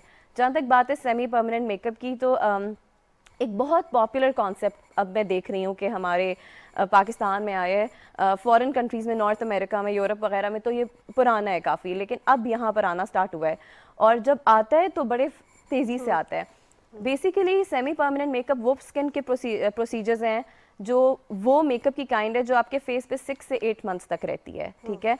आपने एक दफ़ा करा लिया, ऑब्वियसली मेंटेनेंस उन सब की होती है, लेकिन आपने करा लिया तो आपका बहुत आसानी हो जाती है। स्पेशली जिस तरह जिनकी जॉब्स हैं और उनको लगता है हमने मेकअप नहीं कराना, तो बीबी ग्लो है जिसको हम एक kind of semi permanent foundation है जो आपके हम स्किन में इन्फ्यूज़ करते हैं। आईलैश एक्सटेंशंस बहुत पॉपुलर एंड ऑनेस्टली बहुत डिफरेंस आपके फेस में आ जाता है। आपको जिस तरह फीमेल्स अपनी आंखों को लेके बड़ी कॉन्शियस होती हैं, तो आपको मेकअप की ज़रूरत ही नहीं पड़ी होती। उसके अलावा माइक्रो ब्लेडिंग है, परमानेंट पे नहीं जाना तो आईब्रो टिंट्स हैं, चीक टिंट्स हैं, लिप टिंटिंग है, बहुत कुछ है। तो इसमें तो भाई साहब हम देखते हैं कि अगर कुछ मेकअप किया है और थोड़ी देर के लिए, ब्राइडल मेकअप भी खवातीन करती हैं, पार्टी मेकअप भी करती हैं, या फिर रूटीन का मेकअप भी, और घर जाते सबसे पहले यही काम होता है कि हमें अपना चेहरा फ्रेश करना है, ऐसे है। हमारी स्किन को सांस आता है, फील भी होती ऐसे है। है।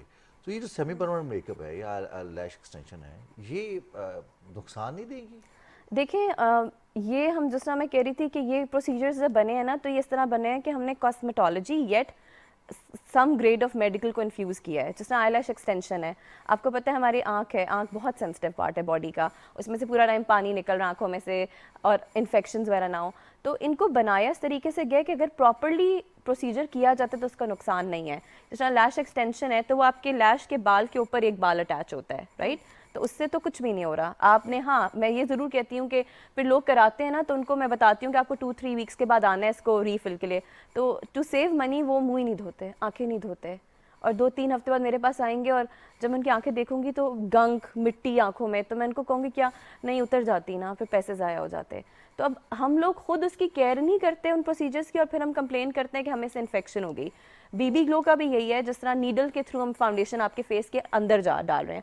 देखिए जब डाल रहे हैं आपके पोर्स ओपन हो रहे हैं, उसकी आफ्टर केयर बहुत है, मिट्टी अवॉइड करनी है, हीट अवॉइड करनी है। अब जब ये कराती ख़वातीन किचन में चली जाती हैं, अब वो सालन के फ्यूम्स उड़ रहे हैं और ओपन पोर्स के अंदर जा रहे हैं, तो वो दाने भी बनेंगे, उसका रिजल्ट भी नहीं आएगा। तो इसी तरह लिप्स हैं, आईब्रोज हैं, इनके ऐसा कोई नहीं है। मैं फिर एक बात कहती हूँ कि आई थिंक अभी हमारे वर्ल्ड में ऐसी कोई चीज़ नहीं है जिसका नुकसान नहीं है। हम लाइट में बैठे हैं, इस वक्त लाइट का भी बहुत नुकसान है। तो ऑनेस्टली स्पीकिंग एवरीथिंग हैज़ अपने एडवांटेजेस एंड डिसएडवांटेजेस, लेकिन हम लोग चूज़ करते हैं जिसका ज़रा कम नुकसान हो, तो ऐसा जिसका अभी तक कोई भी नहीं है। अच्छा, एक और चीज़, जिस तरह आपने लैश एक्सटेंशन के हवाले से बात की, इसके बाद ये भी कहा जाता है कि आपकी जो नेचुरल लैशेस है वो भी बीच में उतरना शुरू हो जाती हैं, या शुरू में आपको बड़ी इरिटेशन भी होती है, क्योंकि हम जब मस्कारा लगाते हैं तो तब भी हमें एक आर्टिफिशियल चीज़ फील हो रही होती है। तो जब आपकी एक्सटेंशन होगी तो तब भी आपको फील होगी। और क्या इसके बाद आपकी, जिस तरह आपने कहा कि खुद केयर नहीं करते, बट स्टिल विद केयर भी कुछ चीज़ें होती हैं जो अफेक्ट हो रही होती हैं, तो क्या इससे हमारी जो नेचुरल लैशेस है वो अफेक्ट करती हैं? या कभी ऐसा हुआ कि आपने किसी की लैशेस देखी हो या किसी को कहा हो कि नहीं आपका ये प्रोसीजर नहीं करना? अच्छा, एक तो चीज़ ये है कि हमारी जिस तरह लैश एक्सटेंशन है वो ऐसा प्रोसीजर है कि अराउंड 2.5 से 3 घंटे एक एक्सटेंशन में लगते हैं। ठीक है, आप जितने एक्सपर्ट हो, मैं 3 इयर्स से काम कर रही हूँ कनाडा में और पाकिस्तान में, और अभी भी मुझे तकरीबन 3 घंटे लग जाते हैं। ठीक है, और कुछ आंखों पे 3.5 भी लग जाते हैं। मैंने जो सबसे बड़ी चीज़ पाकिस्तान में आके नोट ये की कि लोग मेरे पास आके कहते थे फ़लाँ ने 1 घंटे में हमारी एक्सटेंशन की। तो मैं कुछ अर्से तक अपने आप को देखती थी कि यार मैं तो बड़ा अच्छा काम करती हूँ और मुझे पता है मेरी इस पर मैं अबूर रखती हूँ इस काम पे, लेकिन मुझसे क्यों नहीं घंटे में हो रही। तो मेरे पास एक क्लाइंट आई और जिस तरह मैंने आपको मेंशन किया, आपके एक बाल पे एक बाल लगता है, हमारी आंखों पे कम से कम 250 से 350 बाल है, डिपेंड करता है। मज़े की बात है मर्दों की आंखों पे ज़्यादा बाल होते हैं हम ख़वातीन से, क्योंकि हम लोग मेकअप से ज़रा ख़राब करते हैं। ये हम जो हम टूल यूज़ करते हैं वो होते हैं जो सर्जरी में यूज़ होते हैं, फोर्सेप्स की तरह के। हम आइसोलेशन करते हैं, आपके ढेर सारे 250 बाल हैं, हम उसमें से एक बाल निकालते हैं और उस एक बाल के ऊपर बाल लगता है, और वो भी इस तरह लगता है कि वो स्किन पे टच ना करे। फिर दूसरा बाल, फिर इस तरह। जो मेरे पास क्लाइंट आई वो इन्फेक्शन के साथ आई, और जब उन्होंने वो आई और वो लेटी और मैंने उनका चेक किया और मैंने उन्होंने कहा देखने में तो बहुत अच्छी लग रही थी, और उन्होंने तकरीबन 45 मिनट्स में की। तो मैंने देखा कि जिसने भी उनकी की थी उसने एक बाल लिया ही नहीं था, उसने ना 3-3 बालों के ऊपर गुच्छे लगा दिए, 3-3 बालों के ऊपर गुच्छे लगा दिए। तो देखें, जब आपकी एक बेस मजबूत नहीं है, एक कच्ची सी बिल्डिंग है, उस पर आप डाल रहे हो मलबा, इवेंचुअली गिर जाएगी। तो हमें ये देखना होता है कि अपनी क्लाइंट की लैश कैसी है। एक बाल पे एक बाल उसको बेस देता है, वो स्टैंड करता है, लेकिन जब आपने 2 बालों पे इतना बड़ा गुच्छा लगा दिया तो इवेंचुअली आपका अपना गिरेगा। ये भी एक तो है कि आप वो सही नहीं लगा रहे। दूसरी एक और चीज़ है, हम क्लाइंट को बताते हैं कि आपने रब नहीं करना, आपने आँखों को के साथ बहुत जेंटल रहना है, क्योंकि जब आंखों पे लगी होती है ना तो आपको बड़ा आपको अच्छा लगता है, आप आंखें ना क्लाइंट ऐसे करता रहता है, उसमें क्या करे अपनी लैश तोड़ है। और जैसे ही इनके 2.5 वीक्स के बाद उसका रीफिल होता है, क्लाइंट को आना पड़ता है, हम उसकी रिमूव करते हैं जहाँ जहाँ से ख़राब हुई है और हम रीफिल करते हैं। उस टाइम पे क्लाइंट क्या करते हैं कि आते नहीं हैं, वो वेट करते हैं घर में इसको खुद हम रिमूव करें। फिर मेरे पास ये भी आता है कि मैंने ऑनलाइन देखा है कि इस पर कुकिंग ऑयल भी एक लगा कर आई थी। अब इसका एक प्रॉपर सोल्यूशन होता है रिमूव करने का, और उन्होंने कहा वहाँ लिखा हुआ था कि ये वैसलीन लगाओ, कुकिंग ऑयल लगाओ, और फिर जब वो करके आई हैं जस्ट टू सेव थोड़े से पैसे रिमूविंग के, फिर वो ख़राब करके आती हैं, और आपको पता है लैशेस बहुत स्लोली निकलती हैं, बहुत आराम से निकलता है। तो मतलब मैं ये नहीं कहूँगी कि ऑब्वियसली लगाने वालों की भी बहुत सारी गलतियाँ, आपका प्रैक्टिशनर ठीक नहीं है, वो सर्टिफाइड नहीं है और उसको जल्दी जल्दी क्लाइंट्स भुगताने हैं, बट येट अनफॉर्चुनेटली हमारे क्लाइंट्स भी ऐसे करते हैं। चलिए, ये तो खूबसूरती के लिए ये सारे मसाइल हैं, और आई बिलीव कि सबसे नाजुक अगर हमारी आंख है तो उससे भी ज़रा नाजुक जो आई लैशेज़ है हमारी, जिन्हें पलके कहते हैं, और अगर किसी को बहुत ज़्यादा इज्जत देनी हो तो हम कहते हैं ना पलकों पे बिठाना, यानी कि क्योंकि पता है पलकों पे बैठती नहीं है। दूसरा ये कि सबसे नाजुक भी तो है ना पलकें, कि इसको अगर हम हल्का सा रब भी करें तो 1 या 2 बाल हमारे हाथों में आ जाते हैं। रीग्रो भी करती हैं पलकें हमारी? बिल्कुल रीग्रो करती हैं, लेकिन बहुत स्लोली। देखिए, जिस तरह हेयर का बाल है वो हमेशा थिक होता है, ज़्यादा क्वांटिटी है, लैश का बाल हमेशा पतला होता है और ऑब्वियसली थोड़े हैं, तो उनको रीग्रो होने में टाइम लगता है। अब मेरे पास ऐसी क्लाइंट्स आ रही हैं 2-4, अब उनको 2-3 महीने हो गए हैं, जो कहीं से अपनी ख़राब करवा कर आई हैं, लिटरली उनकी आंखों पे कोई बाल नहीं थे जब वो आई, एक इधर है एक उधर है। अब आप मुझे बताएं कि लैश एक्सटेंशन तो बाल पे लगेगी, अब मैं 2 तो लगा नहीं सकती। फिर उनको मैंने कहा जो होना था हो गया, हमने बड़े तरीके से उसको कवर किए, कुछ फैंस लगाए, अब 3-4 मंथ्स के बाद ग्रो हुई हैं।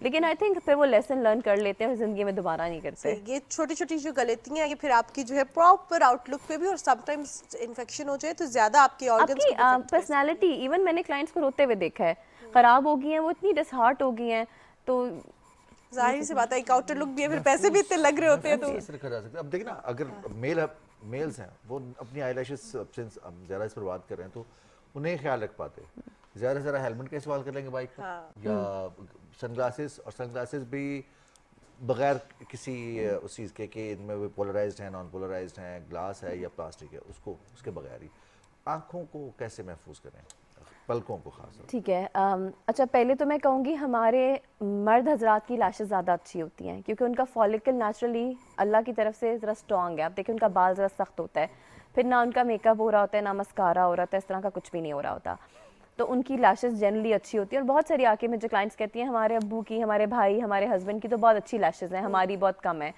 तो एक तो नेचुरली उनका ये है। इनको महफूज कैसे किया जाए, सबसे पहले तो मैं कहूँगी एक बायोटिन ज़रूर खाएं, मल्टीविटामिन जो बायोटिन होती है जो स्किन, हेयर एंड नेल्स के लिए होती है, प्रोटीन है, वो फर्स्टली आप ज़रूर लें। अपनी डाइट अच्छी रखना बहुत इंपॉर्टेंट है। कहते हैं ना you are what you eat, तो आप जो खा रहे हैं वो आपके ऊपर आ रहा है। अगर आप नहीं अपनी केयर कर रहे और आप ऊपर से कुछ भी करा लेंगे, इवेंचुअली नहीं होगा। तो एक तो अपनी डाइट का ख्याल रखें। सेकेंडली है कि बहुत सेंसिटिव है लैशेस, ठीक है। मैं बहुत अगेंस्ट हूँ आजकल, जिस तरह हम कुछ भी ना, बस एक हाइप बनी है सोशल मीडिया पे, ये सीरम आए और पूरा सब इस्तेमाल करें, और फिर हम गरीब हैं, हमारे पास पैसे नहीं, हम कहते हैं इतना हम यूज़ करते हैं, इतनी प्रोडक्ट्स यूज़ करते हैं। कई दफ़ा जो यंग यूनिवर्सिटी की लड़कियां मेरे पास आती हैं, हम नाइसिनामाइड भी लगा रहे हैं, हम रेटिनॉल भी लगा रहे हैं, क्यों तुम रेटिनॉल क्यों लगा रही हो? 40+ के बाद अगर ज़रूरत, या 30 पे जाके तुम्हारी स्किन को नहीं ज़रूरत, और फिर इवेंचुअली हमें उसके बाद प्रॉब्लम होते हैं और फिर हमें वो जो और प्रोसीजर्स कराने पड़ते हैं। तो एक तो इन चीज़ों पे ना जाएं कि जो ये सीरम मिल रहा है या आंखों पे लगाने के लिए है। अच्छे से अपना फेस वॉश करें। बहुत अगर केयर करनी है तो कैस्टर ऑयल बहुत अच्छी चीज़ है, उसको ऑलिव ऑयल के साथ आप मिक्स कर लें, कुछ ड्रॉप्स लगाना बहुत जेंटली होता है, जिस तरह हम सुरमा लगाते हैं सिलाई से, या वो स्पूली होती है छोटी सी, उससे क्योंकि आंखों में जाता है तो ज़रा इरिटेट करता है, लेकिन अगर आप लगा सकते हैं तो वो लगाएं। उसके अलावा यह है कि जैसा ख्वातीन है वो जैसा मस्कारा लगाती है, मस्कारा बहुत डैमेज करता है लैशेस को, और सबसे वर्स्ट पार्ट ये हम उतारते नहीं हैं। Exactly. फिर हम रात को मिलते हैं उन्हें, तो मेकअप अगर कर लिया है तो उसको जेंटली रिमूव करें। वाटरप्रूफ मस्कारा बहुत खराब करता है लैशेस Exactly. और उसके साथ साथ लैशेस उतरती भी बहुत उतरती भी ज्यादा बहुत है हैं, जब हम उसको और आप उतारते हैं। इतनी दफ़ा भी वॉश कर लो वो नहीं उतरता। बिल्कुल। Thank you so much Faiza for Most your welcome. Time. Faiza ने हमें जो है ईद की तैयारी के हवाले से बताया किस तरह हम जाज़े पे नजर लगेंगे ईद के दिन, और हम भी अब तैयारी करेंगे क्योंकि हम भी प्रोग्राम ही कर रहे हैं। लेकिन अब बढ़ते हैं एक न्यूज़ ब्रेक की जा और रहे हैं। न्यूज़ ब्रेक से पहले हम ये जो अपने लिए छोटी छोटी सी आसानियां ढूंढते हैं, जैसे फायजा ने कहा कि हम सस्ती चीज़ों की तरफ जाते हैं, लेकिन हम ये नहीं समझते कि वो छोटी छोटी सी सस्ती चीज़ें अगर चेन में हम एक दफ़ा उनको कलेक्ट करें तो वो कितना ज़रा बर्डन बन जाता है, और नुकसान जो है वो अलग से। इसलिए ख्याल रखें अपना भी, और ये जो अल्लाह की नेमतें बिन मांगे मिली ना, मेरे पलकें हैं, आँखें हैं, हमारी ये जो हमारी खूबसूरती के जितने भी एलिमेंट्स हैं उनको बचाने के लिए, महफूज रखने के लिए थोड़ा सा टाइम अपने आप को भी देना चाहिए। बिल्कुल अब आप जनाब। जाएं जी न्यूज़ ब्रेक। न्यूज़ ब्रेक की जाने बढ़ते हैं, उसके बाद वापस आएंगे।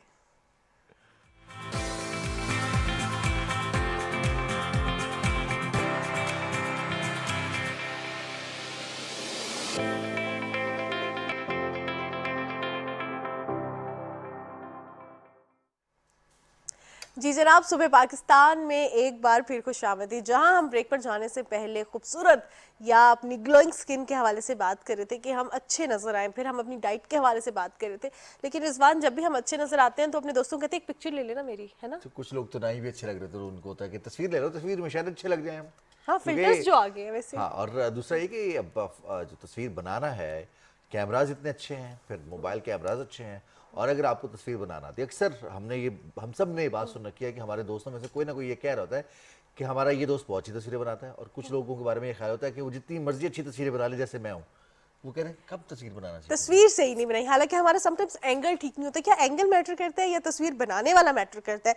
तस्वीर कैसे बनानी है, और अब ईद आ रही है तो खास तौर पे पोजेस कौन से होने के। अक्सर औकात लोग कैमरे के आगे यूं करके खड़े हो जाते हैं और कहते हैं अच्छी अच्छी तस्वीरें बनाओ, क्योंकि पोज नहीं आता। स्टाइल होता है ना, ऐसे करके खड़े लड़कों का तो चल जाता है ना, लड़कियों के पोज बड़ा डिफरेंट होते हैं। तो ये हम जानेंगे हमारे फोटोग्राफर से। हमारे साथ प्रोग्राम में वसीम इकराम मौजूद हैं, और आज हम जो है उनसे फोटोग्राफी के हवाले से जानेंगे, और जानेंगे कि ईद पे हम किस तरह के जो है एंगल्स और किस तरह की लाइट में वसीम इकराम से भी हम बात करेंगे। आपको खुशामदीद कहते हैं। अस्सलाम वालेकुम वसीम भाई, और साथ साथ हम अपने स्टूडियोज में दावत देंगे। आज हफ्ते का पहला दिन है, तो मज़हर शहजाद साहब भी अपने स्किल्स के साथ मौजूद है। मज़हर भाई अस्सलाम वालेकुम। वालेकुम अस्सलाम। मैं जो फोटोग्राफी यहाँ पे करता हूँ ना, उसमें सब कुछ ठीक ठाक हो जाता है, चाहे सेल्फी हो चाहे कुछ भी तो हो। बस फिर आज आप फोटोग्राफी के अपने जलवे दिखाएं, तब तक हम वसीम इकराम साहब से बात करते हैं बिल्कुल, और thank उनसे you। जानते हैं फोटोग्राफी के हवाले से।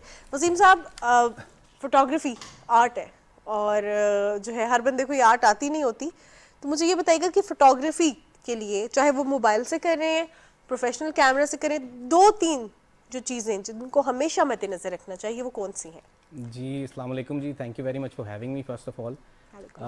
Photography is an art, we are artist. अब ये लोगों को नहीं पता होता, बट देखिए the world is a canvas. अब वो एक आर्टिस्ट के लिए तो कैनवस पे पेंट करना होता है, but for us it's like painting with light. So सबसे पहले तो लाइट जो है वो सबसे ही इम्पॉर्टेंट चीज़ होती है फोटोग्राफी के लिए। Either it's is it for with mobile और प्रोफेशनल कैमरा, लाइट सबसे पहले अच्छी होनी चाहिए। अगर लाइट नहीं है तो फिर कोई फोटो नहीं खींच सकती, ठीक है जी। और सबसे अच्छी लाइट होती है डे लाइट, ठीक है, क्योंकि इंडोर लाइटिंग, कंट्रोल लाइटिंग होती है, वो सबके पास अवेलेबल नहीं होती। बिल्कुल। तो ईद आ रही है, आप बाहर निकलें, ठीक है, और हार्श लाइट से बचें, ठीक है। Sunlight is not always favourable, shade में जाएं और फ़ोटोज़ खींचें। और बेस्ट एंगल के लिए आप 2-3 फ़ोटोज़ ले सकते हैं, ताकि आपका फेस एंगल का आपको पता चल जाए कि कहाँ से अच्छा आ रहा है, ठीक है।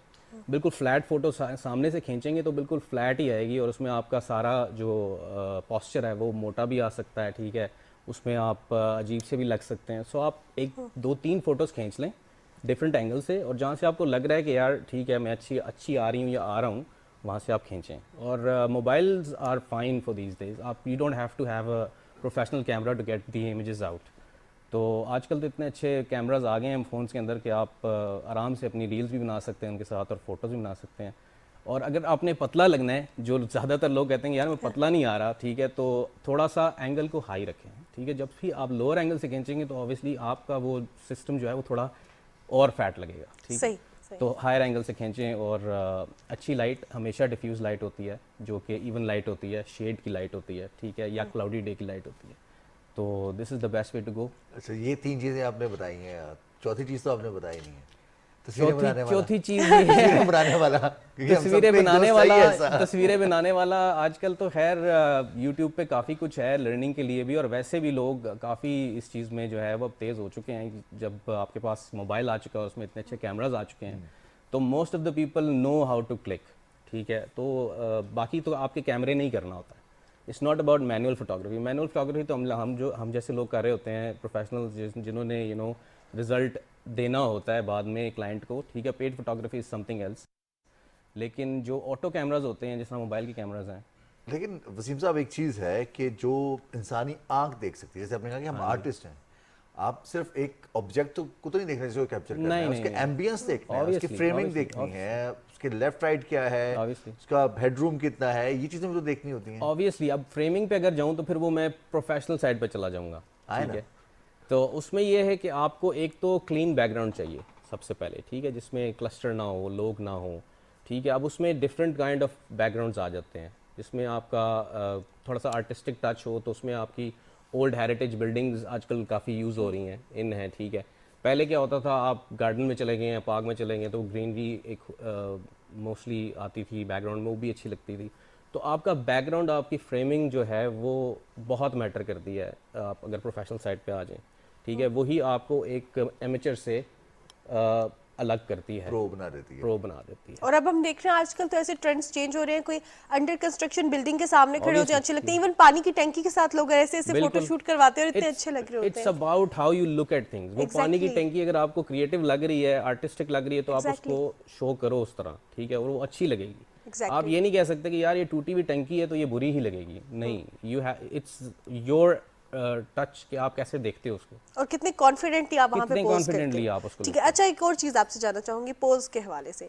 हम देखते आए हैं कि हमारे जो पेरेंट्स की भी शादियों की मूवियाँ थी, उसमें 3-4 पोज होते थे, एक यूं करके ऐसे 4-5 पोज होते थे, और आप with the passage of time poses change हो रहे हैं। प्राइवेसी में दुल्हन और दूल्हा से कहा था कि आपने ये बनाया था, किसी को नजर ना आए, और वो ऑब्वियसली यही ट्रेंड चलता रहा है। फिर उसके बाद हमने देखा कि अब थोड़ा सा टिल्ट लुक करना, ये पोज है, मॉडल्स भी यही करती हैं, नॉर्मली हम यही देख रहे हैं, या यूं सीधा खड़े हो जाना। उससे पहले बड़े एक हाइपर टाइप के पोजेस आए कि आपने किसी दरख्त की टहनी को पकड़ के थोड़ा सा लटक जाना है, थोड़ा सा डिफरेंट करना है। अब जो है क्या पोजेस होने चाहिए ईद पे, क्या आप ये भी गाइड करते हैं किसी को कि हाँ कि आपने किस तरह पोज? ट्रेंडिंग में अगर आप जाएं तो आजकल लोग पोजेस को पसंद नहीं करते, ठीक है। वो कहते हैं जी हमें आप एज नेचुरल एज पॉसिबल रखें और कैंडिड रखें, ठीक है।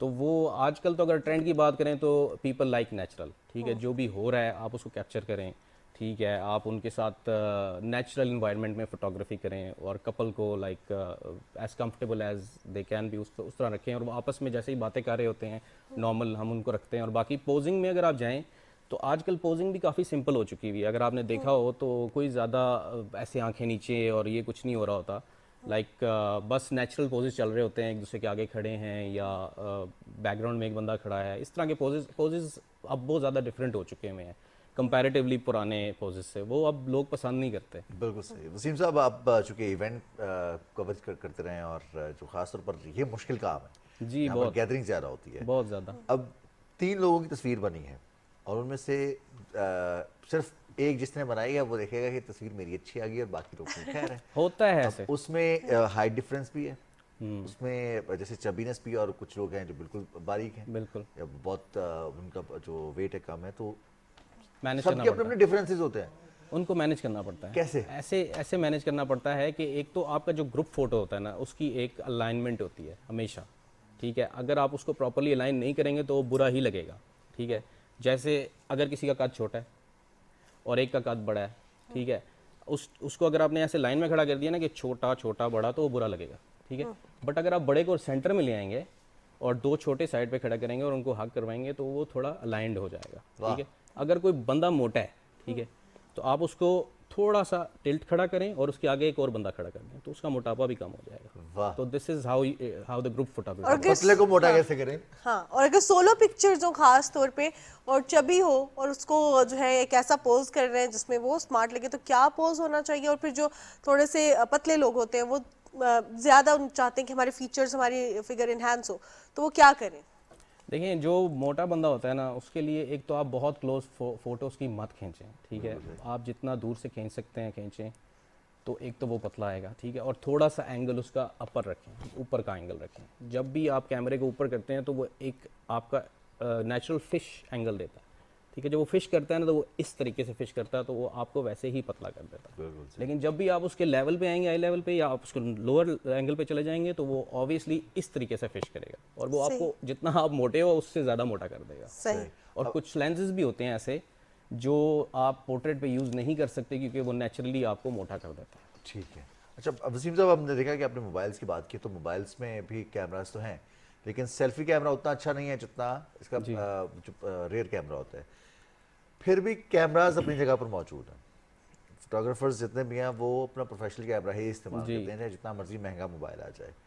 एक तो इसके पीछे क्या कहानी है, दूसरा सारी से कनेक्टेड ये भी जानना चाहेंगे कि कैमरा ऑपरेट करना बाकायदा सीखना चाहिए इंसान को, या ये जैसे बाकी गेम सीख जाता है ये भी सीख जाता है? नहीं, ऐसे नहीं होता। देखिए, जो मोबाइल कैमरा है ना, बेसिकली आपने बटन क्लिक करना है और एंगल अच्छा रखना है उसका और लाइट का ध्यान करना है, बाकी आपका कैमरा खुद करेगा। But obviously as a photographer, as a professional, आप रिलाई नहीं कर सकते। जितना भी अच्छा कैमरा आईफोन के ऊपर चले जाएं या किसी भी महंगे फ़ोन पे चले जाएं, आप उस पर रिलाई नहीं कर सकते, क्योंकि अब उसमें मैनुअल उसमें भी आ गया है, लेकिन उसमें एक सेंसर होता है जो compete नहीं कर सकता एक प्रोफेशनल कैमरे के सेंसर से, ठीक है। And then there is manual photography जो कि एक बिल्ट इन आपको देता है, एक पूरी मशीन देती है, ठीक है। अगर आप मोबाइल पे मैनुअल फोटोग्राफी में चले भी जाएं तो वो आपको एक सॉफ्टवेयर देगा, but not a built in thing जिस पे आप रिलाई कर सकते हैं कि तो सेंसर साइज़ छोटा होगा, ठीक है। फिर उसकी लाइट सेंसिटिविटी कम है, फिर उसके colours and everything post processing में आपको बहुत प्रॉब्लम देगा वो। और जो एक प्रोफेशनल कैमरा होता है वो आपको पोस्ट प्रोसेसिंग के लिए एक खुला मैदान देता है खेलने के लिए, ठीक है। और उसके सेंसर इतना बड़ा होता है कि इसकी लाइट, उसके कलर्स, उसकी शार्पनेस, फोकसिंग, वो compete नहीं कर सकता एक मोबाइल कैमरा। तो इसलिए ऑलवेज़ एक प्रोफेशनल कैमरे को नहीं छोड़ सकता। दो के आईफोन पे एक पूरी वेडिंग शूट हुई है इंटरनेशनली, बट स्टिल वो आपको पोस्ट प्रोसेसिंग में वो रिजल्ट नहीं देगा जो एक प्रोफेशनल कैमरा देगा। और दूसरा आपका सवाल कि सीखना पड़ेगा, ऑब्वियसली यस, क्योंकि मैनुअल फोटोग्राफी इज़ कह लें कि एक समंदर है, ठीक है। सबसे पहले अगर आपने इस चीज़ में आना है तो आपको कैमरे को सीखना है, आपने उसके फंक्शंस, उसके features, how the light works, how the white balance work, how the ISO works, ठीक है। उसके बाद आपने उसकी फर्दर लर्निंग में जाना है कि उसके बाद मैंने उसकी लाइट को कैसे यूज़ करना है, उसके एंगल्स को कैसे यूज़ करना है। अब फिर डिफरेंट काइंड ऑफ फोटोग्राफी होती है। Some people like to do landscape, some people like to do macro, some people like to do portraits. तो उसकी अपनी अपनी लर्निंग है, अपना अपना ये एक प्रोफेशन है पूरा। ऐसा नहीं है कि आप एक काम कर लेते हो तो आप दूसरा भी कर लोगे। हमारे तो थोड़े से बादल आ जाए तो फौरन मोबाइल के कैमरे निकल आते हैं ना। एग्जैक्टली कि हम हम आसमान में वेडिंग पे तस्वीरें आ तो रही होती हमें हैं। बहुत तंग करते हैं लोग, लाइक यार ये इससे अच्छी तो हमारी फ़ोन में आ गई, लेकिन जब आप उसको प्रिंट करने जाएंगे या उसको पोस्ट प्रोसेस करने जाएंगे तो वो अच्छी नहीं आएगी। सही, क्योंकि अक्सर औकात ऐसा होता भी है कि हम अपनी पिक्चर से सेटिस्फाइड नहीं होते, हम खूबसूरत से खूबसूरत नजर आना चाहते जी, हैं। मुझे obviously। ये बताइएगा, आप रूटीन में जिस तरह ईद है तो प्रोफेशनल कैमरास की जानिब तो बहुत कम लोग जो है, या किसी को किसी प्रोफेशनल फोटोग्राफर को हायर करना तो बहुत कम होता है। रूटीन में अपने फ़ोन के साथ ही हम फोटोग्राफी कर रहे होते हैं, लेकिन उसके बाद जो एडिटिंग का प्रोसेस होता है उसके लिए कुछ ऐसे सॉफ्टवेयर्स इजीएस्ट हुए कि अगर पिक्चर ब्लर है, फिल्ट्रेशन फिल्टर तो नहीं, बट स्टिल समटाइम्स पिक्चर थोड़ी सी ब्लर हो जाती है, तो उसको अच्छे से अच्छी क्वालिटी, अच्छी रेजोल्यूशन में लाने के लिए क्या चीज़ें हम कर सकते हैं अपने फ़ोन में? अब तो काफ़ी सारे सॉफ्टवेयर फ़ोन के लेकिन भी आ वो चुके हैं। एआई टाइप के हैं, तो ऐसे आप प्लास्टिक के नहीं फील हो जाते उसमें? वो अब डिपेंड करता है। अब देखें, आपने अगर मोबाइल में भी कोई फ़ोटोज़ का सॉफ्टवेयर यूज़ करना है तो उसको भी आपको पता होना चाहिए कि मैंने इसको कितना का यूज़ करना है। ठीक है, अगर आप उठा के सीधा एक फ़िल्टर फेंक देंगे तो वो सारा कुछ अपने हिसाब से कर देगा। बिल्कुल ऐसा ही है। ठीक है, बट अगर आप थोड़ा सा प्रोफेशनली चीज़ों को उसके ऊपर करना चाहते हैं तो आप बिल्कुल एडिट कर सकते हैं। ऐसे सॉफ्टवेयर्स भी हैं, अगर आप बोलेंगे तो मैं नाम भी ले लूँगा जी उनका। जी प्लीज़। ठीक है, और इसके अंदर एक वीएन सॉफ्टवेयर है जो वीडियो के लिए है, पिकासो है एक फ़ोटो के लिए, ठीक है जी, लाइट रूम है जो बहुत ज़्यादा लोग आजकल यूज़ कर रहे हैं, वो फ़ोटो के लिए बेस्ट उसका मोबाइल ऐप है, आप वो डाउनलोड करें। उसके अंदर अपने उसके फ़िल्टर्स भी हैं। Lightroom? लाइट मैं नोट डाउन कर लेती हूँ। पेड है ना, तो वो प्रो में जाना पड़ेगा। पेड नहीं है वो, आप उसके फीचर्स फ्री भी यूज़ कर सकते वही हैं। फ्री वाले तो वो कम है, लिमिटेड है ना। फ़ोटो आप रॉ में खींचें अगर आपके पास ऑप्शन है मोबाइल में, ठीक है, वो रॉ फोटो आप उसके अंदर डालें ठीक है। और उसका आप अब फर्दर लंबा हो जाएगा कि क्या प्रोसीजर है। वाइट बैलेंस होता है, उसको आप सेट करें ऑटो पे, ठीक है, उसकी लाइट आप एडजस्ट कर सकते हैं और उसके कलर्स आप शार्प भी कर सकते हैं, कम भी कर सकते हैं, तो उसके अंदर सारे फीचर्स होते हैं। फिर उसके बाद आता है फ़िल्टर, ठीक है, उसके ऊपर अगर आपने कोई फ़िल्टर डालना है तो आप उसको फ़िल्टर को डाल के उसकी इंटेंसिटी कम या ज़्यादा भी कर सकते हैं कि आपको कितना फ़िल्टर चाहिए ताकि वो उसके बहुत ऊपर। ज़्यादा आर्टिफिशियल ना हाँ, लगे। अगर आप 100% पे डालेंगे तो वो फिर बिल्कुल लगेगा आर्टिफिशियल। आप उसको डाल के 30% वो 20% पे जैसे डालेंगे एक्सरे तो का प्रिंट थोड़ा होता है वैसे बन जाएगा, 100% आप बिल्कुल, लगा तो वो देंगे थोड़ा तो। रियल लगेगा उसका। अच्छा वसीम साहब, हम देखते हैं कि कैमरा बहुत अच्छा हो, फोटोग्राफर बहुत अच्छा हो, लाइट बहुत अच्छी हो, लेकिन अगर आपके कपड़े अच्छे नहीं हैं या आपका मेकओवर टचअप्स अच्छे नहीं हैं तो सब बेकार हो जाता है। इन चीज़ों का ख्याल कितना रखना है ईद पे कि आपने कपड़े देखिए, किस तरह एक के चीज़ पहने, होती है- कौन से कलर ज़्यादा अच्छे आते हैं? कॉम्प्लीमेंट्री कलर्स होते हैं, आप गूगल कर लें, ठीक है, उसको आप कॉम्प्लीमेंट्री कलर्स में जब जाते हैं तो वो आपको बताता है कि जी आपके कपड़ों का ये कलर है तो बैकग्राउंड आपका कौन सा कॉम्प्लीमेंट करेगा। अच्छा, ठीक है, आप उसको देख लें। अगर आपने किस किस्म का कपड़े पहने हुए हैं, कौन सा कलर पहना हुआ है, तो आपको कॉम्प्लीमेंट्री कलर्स का पूरा एक व्हील दे देगा कि इसके अगेंस्ट ये कलर अच्छा लगेगा। आप वो बैकग्राउंड पे चले जाएं तो आपकी वो कॉम्पनसेट हो जाएगी कपड़ों के साथ। ठीक है जी। और बाकी आपने बहुत इसके सारे अलावा लोग हैं महंगा जोड़ा ले लेते हैं, चाहे मेल्स हो फीमेल्स हो, महंगा जोड़ा ले लिया, अच्छा मेकअप करवा लिया, लेकिन जब तस्वीर आती है वो कहते हैं हम अच्छे ही नहीं लग रहे, हमें इतना महंगा जोड़ा पहना हुआ है। अच्छा, आपने मेकअप की बात की। हाँ, मेकअप जो है वो बहुत इम्पॉर्टेंट है इन टर्म्स ऑफ, आप अगर ब्राइड्स के पास चले जाएं, ठीक है, अब कुछ ब्राइड्स का मेकअप वगैरह इतना ओवर हो जाता है और बाल इतने ज़्यादा ख़राब हो जाते हैं कि आप उसको पोस्ट प्रोसेसिंग में भी ठीक नहीं कर सकते हैं, लेकिन इट विल टेक एजेस, ठीक है, तो वो तो इम्पॉर्टेंट है ही है। लेकिन ऑब्वियसली ईद पे तो आप इतना वो नहीं कर रहे होते, पार्टी मेकअप होता है, तो उसको आप पोस्ट प्रोसेसिंग में बड़े अच्छे तरीके से सही कर सकते हैं। लेकिन बस ये समटाइम्स ख्याल- उसमें भी ऐसी हैवी बेस हो जाती है या ऐसी बेस होती है जब पिक्चर आती है तो वो बेस जमी हुई नजर आ रही होती है। वो तो उसको भी आप ठीक कर सकते हैं, लेकिन वो आपको भी तो ख्याल करना चाहिए ना कि आपने कितना लगाया हुआ है। एक चीज़ ना बड़ी ये भी है, जो बात की ना ने कॉम्प्लीमेंट्री कलर्स, और उसमें हम देखते हैं अक्सर बहुत सारे ख़ासतौर पर जो कपड़ों के या मेकअप के ब्रांड्स हैं, उनकी जो प्रमोशन चल रही होती है सोशल मीडिया पर भी, या हम बिलबोर्ड्स एडवर्टीजमेंट देखते हैं, तो उसमें भी होता है कि जो बैकग्राउंड इस्तेमाल किया होता है उसमें वही ड्रेस या वही मेकओवर बिल्कुल डिफरेंट लग रहा होता है, लेकिन जब वो घर आता है तो वो बिल्कुल डिफरेंट लग रहा होता है। जब हम तस्वीर बनाते हैं तो और डिफरेंट लग रहा होता है। तो ये चीज़ें इस तरह से मैनेज की जाती है जैसे वसीम इकराम साहब बता रहे हैं। अच्छा, बेसिकली जिस तरह अब अभी हम देख रहे हैं कि हर चीज़ मिलके एक अच्छी पिक्चर बनाती है, वो आपका चाहे पोज हो, चाहे वो आपका मेकअप हो, चाहे वो लाइट हो। सो बेसिकली जब भी हम अपनी पिक्चर्स के हवाले से, जिस तरह लाइट के हवाले से, वाइट बैलेंसिंग के हवाले से हम बात करें तो फ़ोन में जब हम एडिट करते हैं और हम कहीं डार्क नज़र आ रहे हो तो इतना ये डलमा है कि हम सब ने गोरे दिखना है, और उसमें हम इतना वाइट करते हैं कि जो आसमान के बादल है वो भी गायब हो जाते हैं और वाइट हो जाते हैं। तो उसमें जो है किन चीज़ों का ख्याल रखना चाहिए आपको, और ख़ास तौर पे अगर सूरज मेरे फ्रंट पे है तो मुझे बिल्कुल उसके सामने खड़े होकर पिक्चर बनानी है, शेड में जाना है, थोड़ा सा टिल्ट होना है, कैसे मुझे उसको जी, लाइट जो को मैंने यूटिलाइज शुरू में करना आपको है? बताया था ना कि जो बेस्ट लाइट होती है वो shadow light वो होगी। शैडो लाइट या फ्लैट लाइट या जिस दिन क्लाउडी होता है, this is called dynamic range. जब आप बहुत तेज़ लाइट में जाके आपकी, जैसे आप फर्स्ट करें लाइट आपके पीछे से पड़ी है, बैक लाइट है, ठीक है, तो ऑब्वियसली आपका कैमरा या तो पीछे एक्सपोज करेगा या फ्रंट पे एक्सपोज करेगा, ठीक है, एक चीज़ वो उड़ा देगा। लेकिन अगर आप सनलाइट में जाएं तो आप सनलाइट के अगेंस्ट खड़े हों बिल्कुल, ठीक है, जहाँ से आपको फ्रंट से सनलाइट पड़ी है। अब उस पर एक नुकसान होता है कि आपकी आईज स्टार्टेड टू स्क्विंक, वो बंद होने लग जाती हैं। तो उसका एक तरीका है कि आप आंखें बंद रखें और जैसे ही आपको फोटोग्राफर के जी क्लिक गेट रेडी तो आप उसी टाइम आंखें खोलें और क्लिक करवा लें। उसमें ये होता है कि फ्रंट लाइट आपकी पड़ी होती है सब्जेक्ट पे और बैक वो वैसे ही कॉम्पनसेट कर देता है, तो उसमें इवन लाइटिंग हो जाती है, और आंखों से पानी भी नहीं आता। नहीं आता। और दूसरा ये कि अगर आप क्लाउडी वेदर में या शेड में करेंगे तो फिर आपको एक अच्छा बैकग्राउंड मिल जाएगा और फोरग्राउंड में भी आपको लाइट मिल जाएगी। तो ये इसमें ज़्यादा टाइम अगर क्लाउडी की तरफ हम जाना चाहें और मौसम बहुत ज़्यादा हम देखें कि हार्श हो तो ज़्यादा टाइम जो है वो बेहतर नहीं है? जो असर की नमाज का टाइम होता है उसमें थोड़ा सा सूरज ढल भी रहा होता है, रोशनी भी अच्छी होती है और वो बड़ा माइल्ड सा हो जाता है। जी, फ्लैट लाइट का मतलब यही है कि क्लाउडी हो या फ्लैट हो। अब वो फ्लैट लाइट शाम को भी मिलती है आपको और फ्लैट लाइट अर्ली मॉर्निंग भी आपको मिलती है। जब अर्ली राइजिंग हो रही होती है सन की उस टाइम भी वो लाइट अच्छी होती है और जब वो गरूब हो रहा होता है तो उस टाइम भी वो लाइट इवनली लेट तो होती है। ये जो एक आवर होता है सनसेट से सनसेट के बाद और सनराइज से पहले वाला, जी, ये बड़ा क्रिटिकल टाइम होता है और फोटोग्राफर्स इसको बड़ा पसंद करते हैं कि ये इस टाइम में फोटोग्राफी पसंद करते हैं बिल्कुल, अगर कपल टाइम पे पहुंच जाए तो। अच्छा, दैट्स द इशू। लैंडस्केप के लिए भी और देखिए हर चीज़ के लिए हमें लाइट तो चाहिए ही चाहिए, चाहे वो थोड़ी लो लाइट है या वो थोड़ी हाई लाइट है, चाहिए हमें लाइट।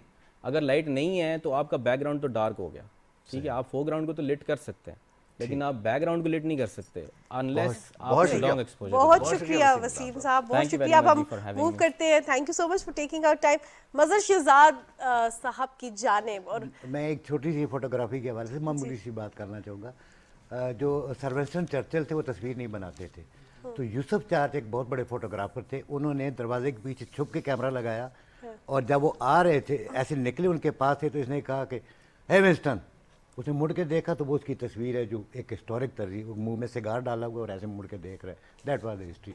ले जी, ईद ऐसे नहीं मनानी दोनों ने, ना इसने ना उसने, किसी ने ऐसी ईद नहीं मनानी। ईद अच्छे तरीके से मनाएं, बच्चों को ईदी दें, बच्चों से ईदी लें नहीं, और दूसरा बच्चे भी ऐसी हरकतें ना करें जिसपे उनको ईदी देनी जो पड़ मछली जाए। बन के हम बाइक चला रहे होते हैं और खुदा ना खास्ता जो उसके ईद बाद वाले हम देखते दिनों हैं में जो तो हालात होते ऐसे हैं, वैश्याना तरीके से लिटरली और ऐसे बड़े- भी होते हैं, बच्चे लेटे होते हैं और क्योंकि पेरेंट्स को पता नहीं होता, टीनेजर्स बच्चे बड़ों की बाइक्स लेके निकल जाते हैं बाहर और जो हरकतें कर रहे होते हैं उसके बाद हम देखते हैं कि जो इसके रिजल्ट्स होते हैं हमें सडनली रोड पे नजर आ रहे ये तो होते हैं। वालिदैन को सोचना हॉरिफाइंग चाहिए। किस्म की बहुत बात है। horrifying। छोटी सी जो माइक्रो सेकंड है उसकी गलती या उसकी गफलत आपको जिंदगी भर के लिए मोहताज कर देगा, सिर्फ आपको नहीं आपकी पूरी फैमिली को। बहुत शुक्रिया मजहर भाई आपका भी, Thank you जी। वसीम इकराम साहब आपका भी एक दफ़ा बहुत शुक्रिया, एक दफ़ा फिर आप स्टूडियोज़ में तशरीफ़ लाए। और हमारे वो नाज़रीन, अब फोटोग्राफी तो सब करते हैं तो सबको शौक भी है और स्केचिंग भी सबका शौक है, तो कीजिए, बनाइए, जो बनता है वो दिखाइए दोस्तों को। और फिर अब ईद आएगी तो उस पर तवील किस्म के अब तो ऑप्शन भी बहुत सारे हैं, आप सोशल मीडिया पर पोस्ट करते हैं, इसके अलावा आप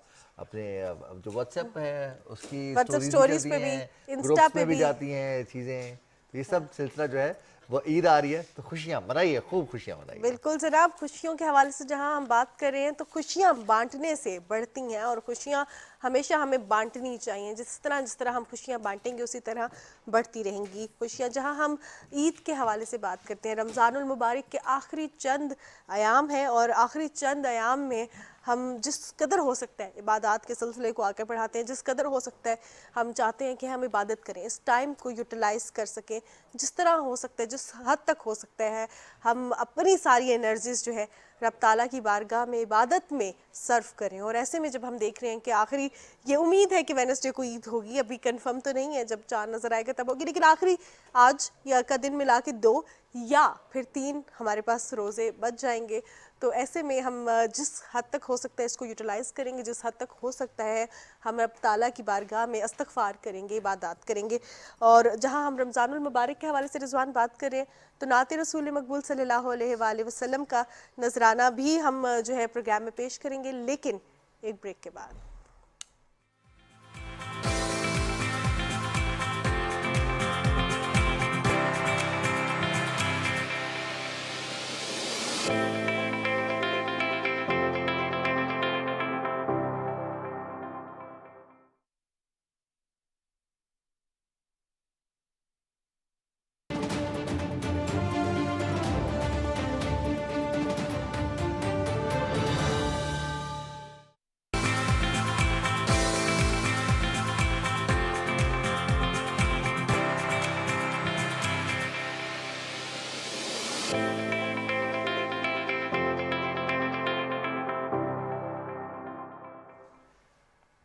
नाज़रीन, नाते रसूल मकबूल सल्लल्लाहु अलैहि वसल्लम पेश करना, सुनना, ये एक ऐसी सादत है जो सिर्फ हमारे हिस्से में आई है। बतौर मुसलमान हमें ये ऑनर मिला है कि हम नबी करीम सल्लल्लाहु अलैहि वसल्लम की सनाखानी करते। तो आज के प्रोग्राम में मिरहा नूर नाते रसूल मकबूल सल्लल्लाहु अलैहि वसल्लम पेश करने की सादत हासिल करेंगे। मिरहा नूर, आगाज़ कीजिए। बहुत शुक्रिया।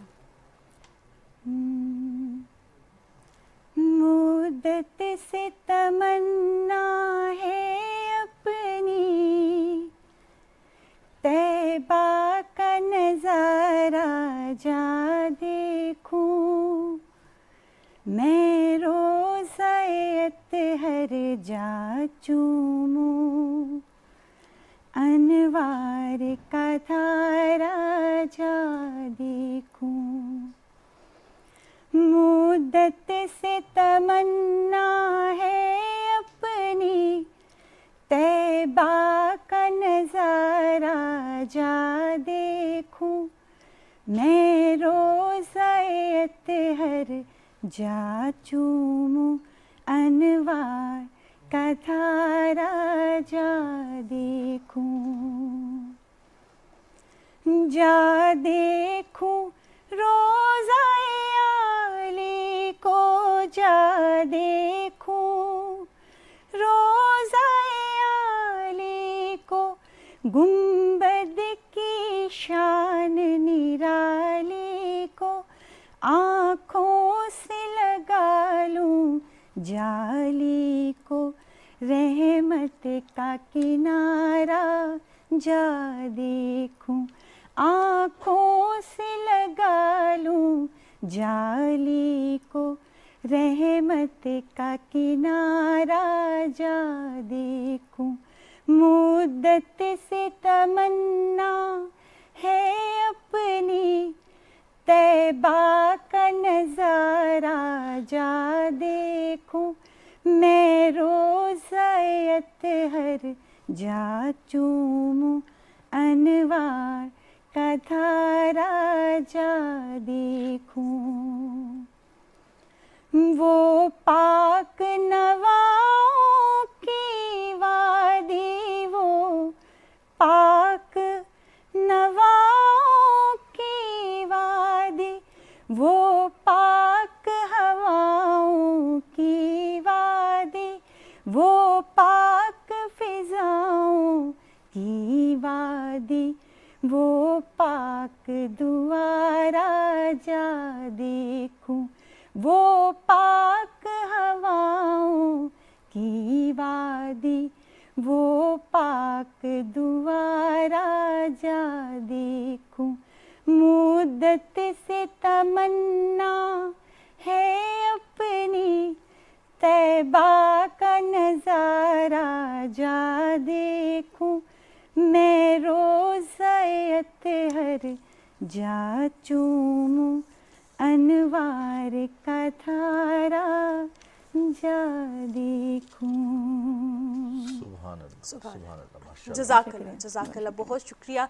मिरहा नूर ने रमज़ानुल मुबारक के हवाले से, और ये जो दिन है, आखिरी अयाम है रमज़ानुल मुबारक के, इसके हवाले से नाते रसूल मकबूल सल्लल्लाहु अलैहि वसल्लम का नजराना पेश किया। और रिजवान, हम देखते हैं कि रमज़ान में जो नेकियां हैं उनका सवाब कई गुना बढ़ जाता है।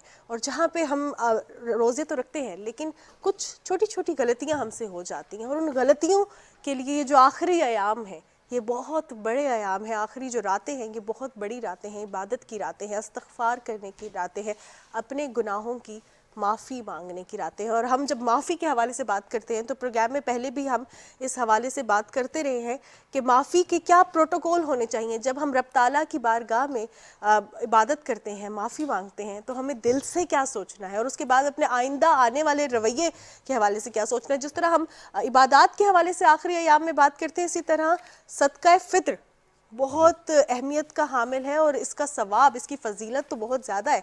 लेकिन इससे हम देखते हैं कि इकोनॉमिकली भी जो नादार हैं, मस्कीन हैं, उनके लिए ईद की चाहे पोशाक हो, खुराक हो, उसका भी बंदोबस्त हो जाता है। और हम देखते हैं कि माह सियाम अब रुखसत के बिल्कुल करीब है और इसकी अपनी एक अलग से उदासी है। लेकिन रोज़ेदारों के लिए अल्लाह ताला ने एक तोहफ़ा ईद उल फितर की सूरत में अता किया है। रोज़ेदार की जो खुशियाँ हैं उसमें एक इफ्तार की खुशी है, एक ईद की खुशी है। फिर रोज़े को अल्लाह ताला ने अपने लिए कहा और उसका अजर का वादा भी अल्लाह ताला ने किया। तो हम इसी पर बात करेंगे कि रमज़ान मुबारक में हमसे होने वाली गलतियाँ कौन सी हैं, हम इन आखिरी सातों में मैक्सिमम कितना फ़ायदा उठा सकते हैं। तो इसी पर बात करेंगे। डॉक्टर इकरामुल हक यासीन साहब जो कि सेक्रेटरी हैं इस्लामी नज़रियाती कौंसिल, आप हमारे साथ। अस्सलाम वालेकुम डॉक्टर साहब। वालेकुम अस्सलाम। बहुत शुक्रिया आप डॉक्टर साहब। जी मेहरबानी, मेरे लिए सादत है। बहुत शुक्रिया डॉक्टर साहब। आपसे ये जानना चाहूँगी कि सदका फ़ित्र की क्या अहमियत है और इसको देने के क्या प्रोटोकॉल्स होने चाहिए। जिस तरह हम ज़कात को देने के प्रोटोकॉल्स के हवाले से बात करते हैं, तो इस हवाले से इस्लाम क्या दर्स देता है? सदका फ़ितर एक तरह से तो जैसे आजकल की इस्तिलाह में हम कहते हैं कि खुशियाँ सिर्फ मनानी नहीं चाहिए, खुशियाँ बांटनी चाहिए। तो ये सदका फ़ितर नबी करीम सल्लल्लाहु अलैहि वसल्लम की तरफ से हमें हिदायत है कि हम अपनी ईद उल फितर की खुशियाँ बांटें, सिर्फ अपनी हद तक महदूद न रखें। फिर उसको नबी करीम सल्लल्लाहु अलैहि वसल्लम ने अपने अंदाज से बयान फरमाया। हज़रत अब्दुल्लाह इब्न अब्बास रज़ी अल्लाह तआला अन्हु फरमाते हैं कि नबी करीम सल्लल्लाहु अलैहि वसल्लम ने ज़कातुल फ़ितर, इसको सदक़तुल फ़ितर, ज़कातुल फ़ितर दोनों नामों से याद किया जाता है। ज़कातुल फ़ितर फ़र्ज़ फरमाई तुहरतुन लिस्साइम मिनल लग़्व वर्रफ़स, कि अगर रोज़ेदार से रोज़े के दौरान कोई गलतियाँ हो गई हों, कोई गलत बोल दिया हो, कोई गलत काम कर दिया हो, तो सदक़तुल फ़ितर जो है वो उनकी उन गलतियों को ख़त्म करने का काम देता है। और दूसरा जो है तुअमतुन लिल मसाकीन, जो लोग बाहर निकल कर ख़ुद कमा नहीं सकते, मसाकीन के लिए ये खाने पीने का ज़रिया है। लफ्ज़ मिस्कीन को भी अगर हम देखते हैं तो हमें पता चलता है कि इस्लाम जो है वो हमें हुक्म देता है कि हम हर वक्त मुतहर्रिक रहें, कभी मांगने की तरफ न जाएं, ख़ुद कमाने की कोशिश करें। मिस्कीन वो लोग होते हैं जिनके अंदर कैपेसिटी नहीं है कमाने की, जिनके अंदर कैपेसिटी नहीं है बाहर निकलने की, मेहनत करने की, तो फिर उनके लिए सदक़ा फ़ितर और ज़कात और ये चीज़ें जो हैं वो नबी करीम सल्लल्लाहु अलैहि वसल्लम ने मुकर्रर फरमा दी हैं। ये तो इसका मकसद हो गया। अगर हम प्रोटोकॉल्स को देखते हैं तो ज़कात के प्रोटोकॉल्स के साथ थोड़ा बहुत ये मिलता जुलता है। जो ज़कात का निसाब है पुराने वक्तों से चला आ रहा है, 52.5 तोले चांदी हो, 7.5 तोले सोना हो, इनमें से कोई एक मौजूद हो। फिर फुक़हा ने कहा है कि अगर कोई एक न हो, दोनों में से थोड़ा थोड़ा मौजूद हो, उसको जमा कर लें, फिर उसकी कीमत निकालें। अगर उससे 52.5 तोले चांदी ख़रीदी जा सकती है तो फिर आपने साल के बाद ज़कात देनी है, अगर साल भर आपके पास इतना रहा है। सदक़तुल फ़ितर के लिए ये नहीं है, सदक़तुल फ़ितर के लिए साल की शर्त नहीं है। अगर उसी दिन आपके पास इतना कुछ रखा हुआ है जिससे 52.5 तोले चांदी आप ख़रीद सकते हैं तो फिर आपने सदक़तुल फ़ितर देना है। ज़कात में एक और बात होती है कि जिसके पास माल है वही ज़कात देगा। सदक़तुल फ़ितर का प्रोटोकॉल ये है कि जिसके पास इतना माल है वो अपनी तरफ से भी देगा, अपने अहले खाना की तरफ से भी देगा, अगर उसके नौकर चाकर उस पर डिपेंडेंट हैं तो उनकी तरफ से भी वो देगा, जितने डिपेंडेंट्स हैं उन सब की तरफ से वो अदा करेगा। एक तो इसका ये प्रोटोकॉल है। दूसरा ये है कि कितना अदा करना चाहिए। तो नबी करीम सल्लल्लाहु अलैहि वसल्लम के वक्त में जो पैमाना होता था उसको सा कहते थे, स्वाद अलिफ ऐन सा। तो आधा सा जो है वो नबी करीम सल्लल्लाहु अलैहि वसल्लम ने गंदम मुकर्रर फरमाई कि गंदम में से अगर सदक़ातुल फ़ितर देगा तो आधा सा होना चाहिए, वो कोई 1.25 किलो बनती है, और आजकल कहते हैं कि एहतियातन 2 किलो गंदम की कीमत जो है वो हमें अदा कर देनी चाहिए। फिर उलमा और हमारे आजकल के मुफ्ती साहिबान जो हैं वो उसका एहतमाम करते हैं कि हर ईद के करीब वो इसकी कीमत निकाल के कुछ ना कुछ बता दिया करते हैं। तो आजकल जो बता रहे हैं वो 300 रुपये पर हेड जो है वो अदा करना चाहिए गंदम की निस्बत से। उसके अलावा खजूर से सदका फ़ितर अदा कर सकते हैं। अच्छा, नबी करीम सल्लल्लाहु अलैहि वसल्लम ने ये इतने ऑप्शंस दे दिए कि आप शौक़ से इबादत करें। ये इबादत है, माली इबादत है, जैसे हम तहियात में पढ़ते हैं कि माली, बदनी और कौली इबादतें होती हैं, तो ये माली इबादत है, आप शौक़ से इबादत करें। आप आम तौर पे गंदम इस्तेमाल करते हैं तो गंदम की निस्बत से 300 रुपया हो गया, और अगर आप जौ की तरफ से देते हैं तो जौ जो है पूरा सा होना चाहिए, यानी 3.5 किलो जो है उसकी कीमत आप अदा करें। मार्केट से देख लें, ये कीमत गंदम से यकीनन ज़्यादा है। इसी तरीके से आप किशमिश में से जो है वो सदक़तुल फ़ितर अदा कर सकते हैं। इसी तरीके से आप खजूर से सदक़तुल फ़ितर अदा कर सकते हैं। ये तीनों जो हैं इनकी मिक़दार पूरा 1 सा होनी चाहिए, जो कि 3.5 किलो के बराबर है। जो मार्केट का रेट हो वो देख के इंसान दे। नबी करीम सल्लल्लाहु अलैहि वसल्लम ने हमें इबादात को शौक़ के साथ अदा करने का जो हुक्म दिया, तो जिसके पास अब माल व दौलत ज़्यादा है, जिसको अल्लाह ताला ने वसअत दी है, उन लोगों को चाहिए कि वो गंदम की बजाय खजूर का सदका फ़ितर दें, वो किशमिश का सदका फ़ितर दें, वो जौ का सदका फ़ितर दें, ताकि उनको ज़्यादा तसल्ली हो कि मैंने अपनी इबादत अच्छे तरीके से अदा की है, और जिन लोगों को दे रहे हैं उनके लिए फ़ायदा भी ज़्यादा हो। एक और प्रोटोकॉल इसका ये है कि नबी करीम सल्लल्लाहु अलैहि वसल्लम ने इरशाद फरमाया कि सदका फ़ितर जो है वो ईद की नमाज से पहले अदा करें। तो अब इसमें लॉजिक हम खुद देख सकते हैं कि ईद से पहले अगर अदा किया होगा तो किसी ने कपड़े ख़रीदने हैं, किसी ने कोई चीज़ ख़रीदनी है तो वो ख़रीद लेगा, ईद के मौके पे वो खुशियों में शामिल हो जाएगा। तो आप सल्लल्लाहु अलैहि वसल्लम ने इरशाद फरमाया, जिसने ईद उल फ़ितर की नमाज से पहले अदा कर दिया उसका तो सदका फ़ितर हो गया, और जिसने ईद के बाद अदा किया वो आम सदका हो जाएगा, उसका लेवल डाउन हो जाएगा।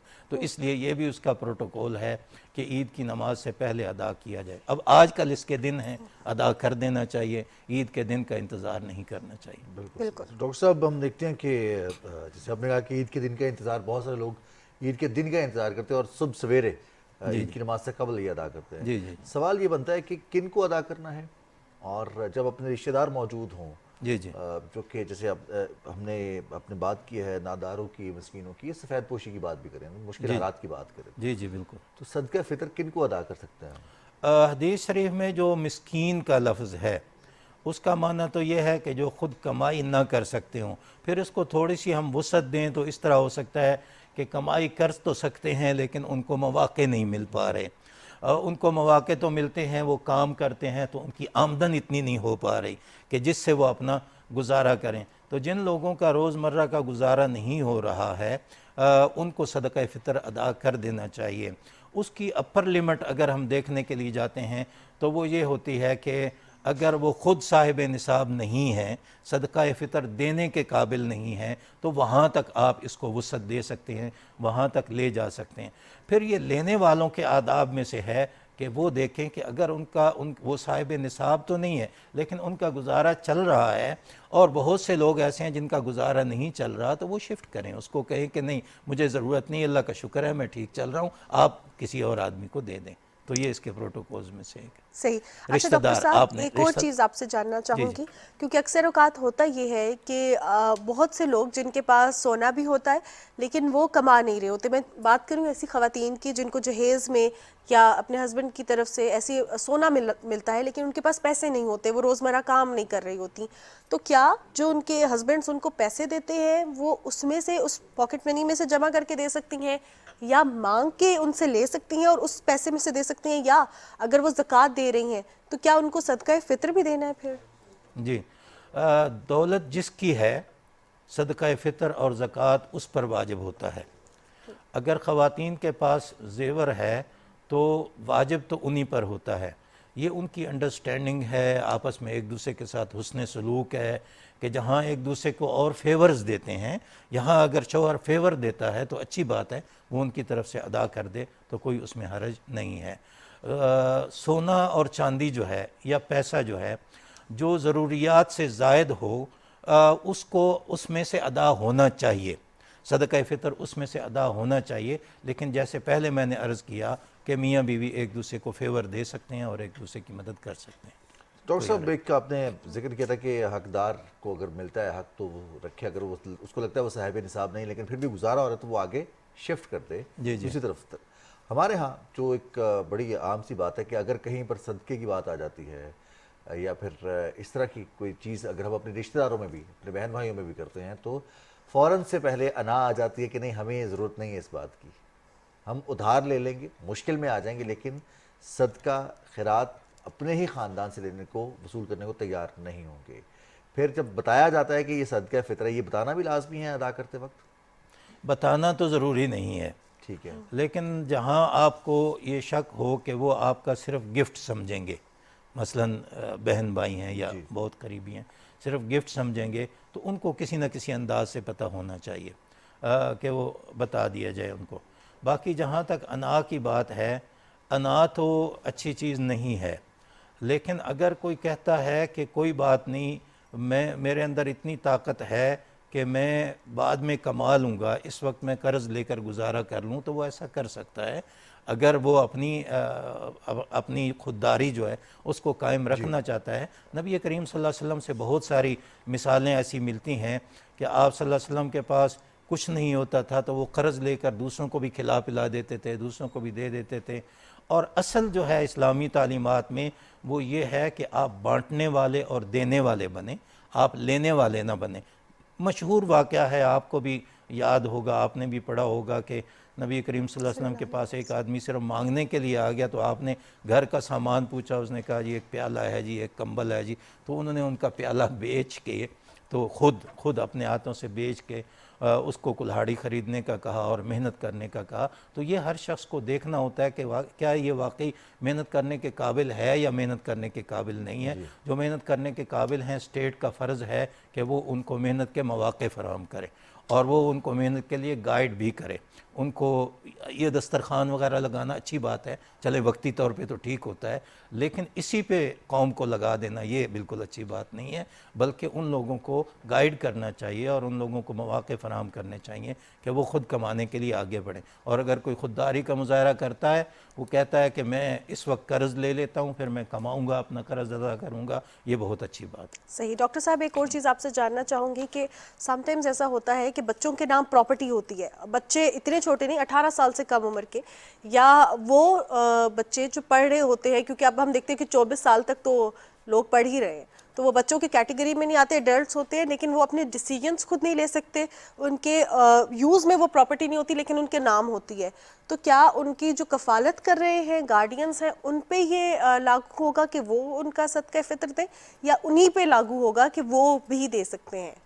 जो बच्चे बालिग हैं उनका सदका फ़ितर जो है वो उन्हें ख़ुद अदा करना चाहिए जी। अगर वालिदैन देते हैं तो वो इसी तरह से फेवर है, जैसे हमने पहले मियाँ बीवी के बारे में बात की।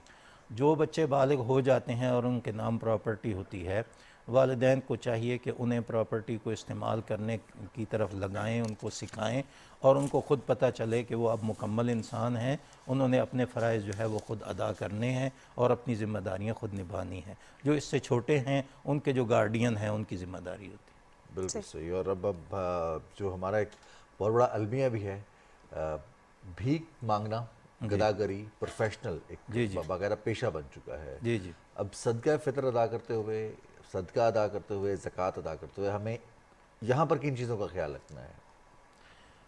हमारे ज़िम्मे है कि हम लोगों को तलाश करें, इसमें सुस्ती न दिखाएं कि चलें जो रोड पे खड़े होंगे हम उनको दे देंगे। बाज़ दफ़ा वो पेशावर लोग होते हैं, अगर अब आप सर्विस करते हैं तो वो पूरे के पूरे गैंग बने हुए होते हैं, वो एक कारोबार होता है, उसके पीछे चल रहा होता है, लेकिन आपको ये पता नहीं है कि ये कारोबार का हिस्सा है या ये वाकई मुस्तहिक आदमी है। तो थोड़ा बहुत अगर उनको आप उसके लिए दे देते हैं हौसला अफजाई के लिए तो कोई हरज नहीं उसमें, लेकिन आप प्रॉपर जो सदका देना चाहते हैं और हैंडसम अमाउंट है वो आप किसी की मदद करना चाहते हैं तो वो हमारी अपनी ज़िम्मेदारी है कि जैसे नमाज़ पढ़ने के लिए हम तहारत, वज़ू, हर चीज़ उसका ख़ुद ख्याल रखना होता है, इसी तरीके से माली इबादत अदा करते हुए ख़ुद ख्याल रखना होता है कि हम किस को दे रहे हैं और वाकई अपनी तसल्ली करके हम उनको अदा करें। गदागरी जो है वो नबी करीम सल्लल्लाहु अलैहि वसल्लम ने सख्त नापसंद फरमाई है, जैसे एक मिसाल मैंने अब अर्ज़ कर दी।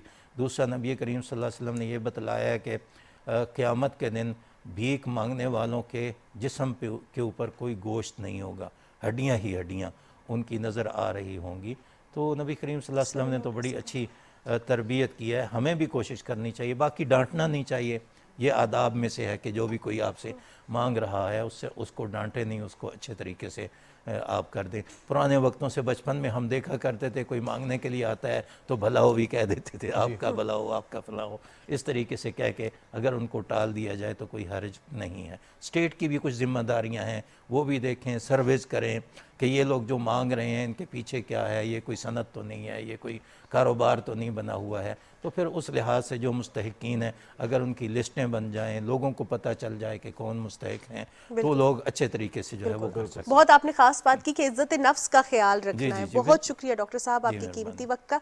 हमारे साथ प्रोग्राम में डॉक्टर इकरामुल हक यासीन साहब मौजूद थे जो कि सेक्रेटरी हैं इस्लामी नजरियाती कौंसिल में, और आज हम सदका फितर के हवाले से बात कर रहे थे। लेकिन जो इख्तिताम हुआ है रिजवान, वो बहुत एक खास बात पे हुआ है कि जिनको नहीं देना उनकी इज्जत नफ्स का ख्याल रखना बहुत ज़्यादा ज़रूरी है, और हमारा दीन इस्लाम भी इसका दर्स देता और है। जिनको दे रहे हैं और आपके बहन भाई हैं, आपके रिश्तेदार हैं, तो उनकी इज्जत नफ्स का भी ख्याल रखना कि उनके ऊपर एहसान नहीं जताना। और नाज़रीन, इसके साथ ही हमारे आज के प्रोग्राम का वक्त भी ख़त्म हुआ चाहता है। इंशाल्लाह आपसे कल मुलाकात होगी। अल्लाह हाफिज़।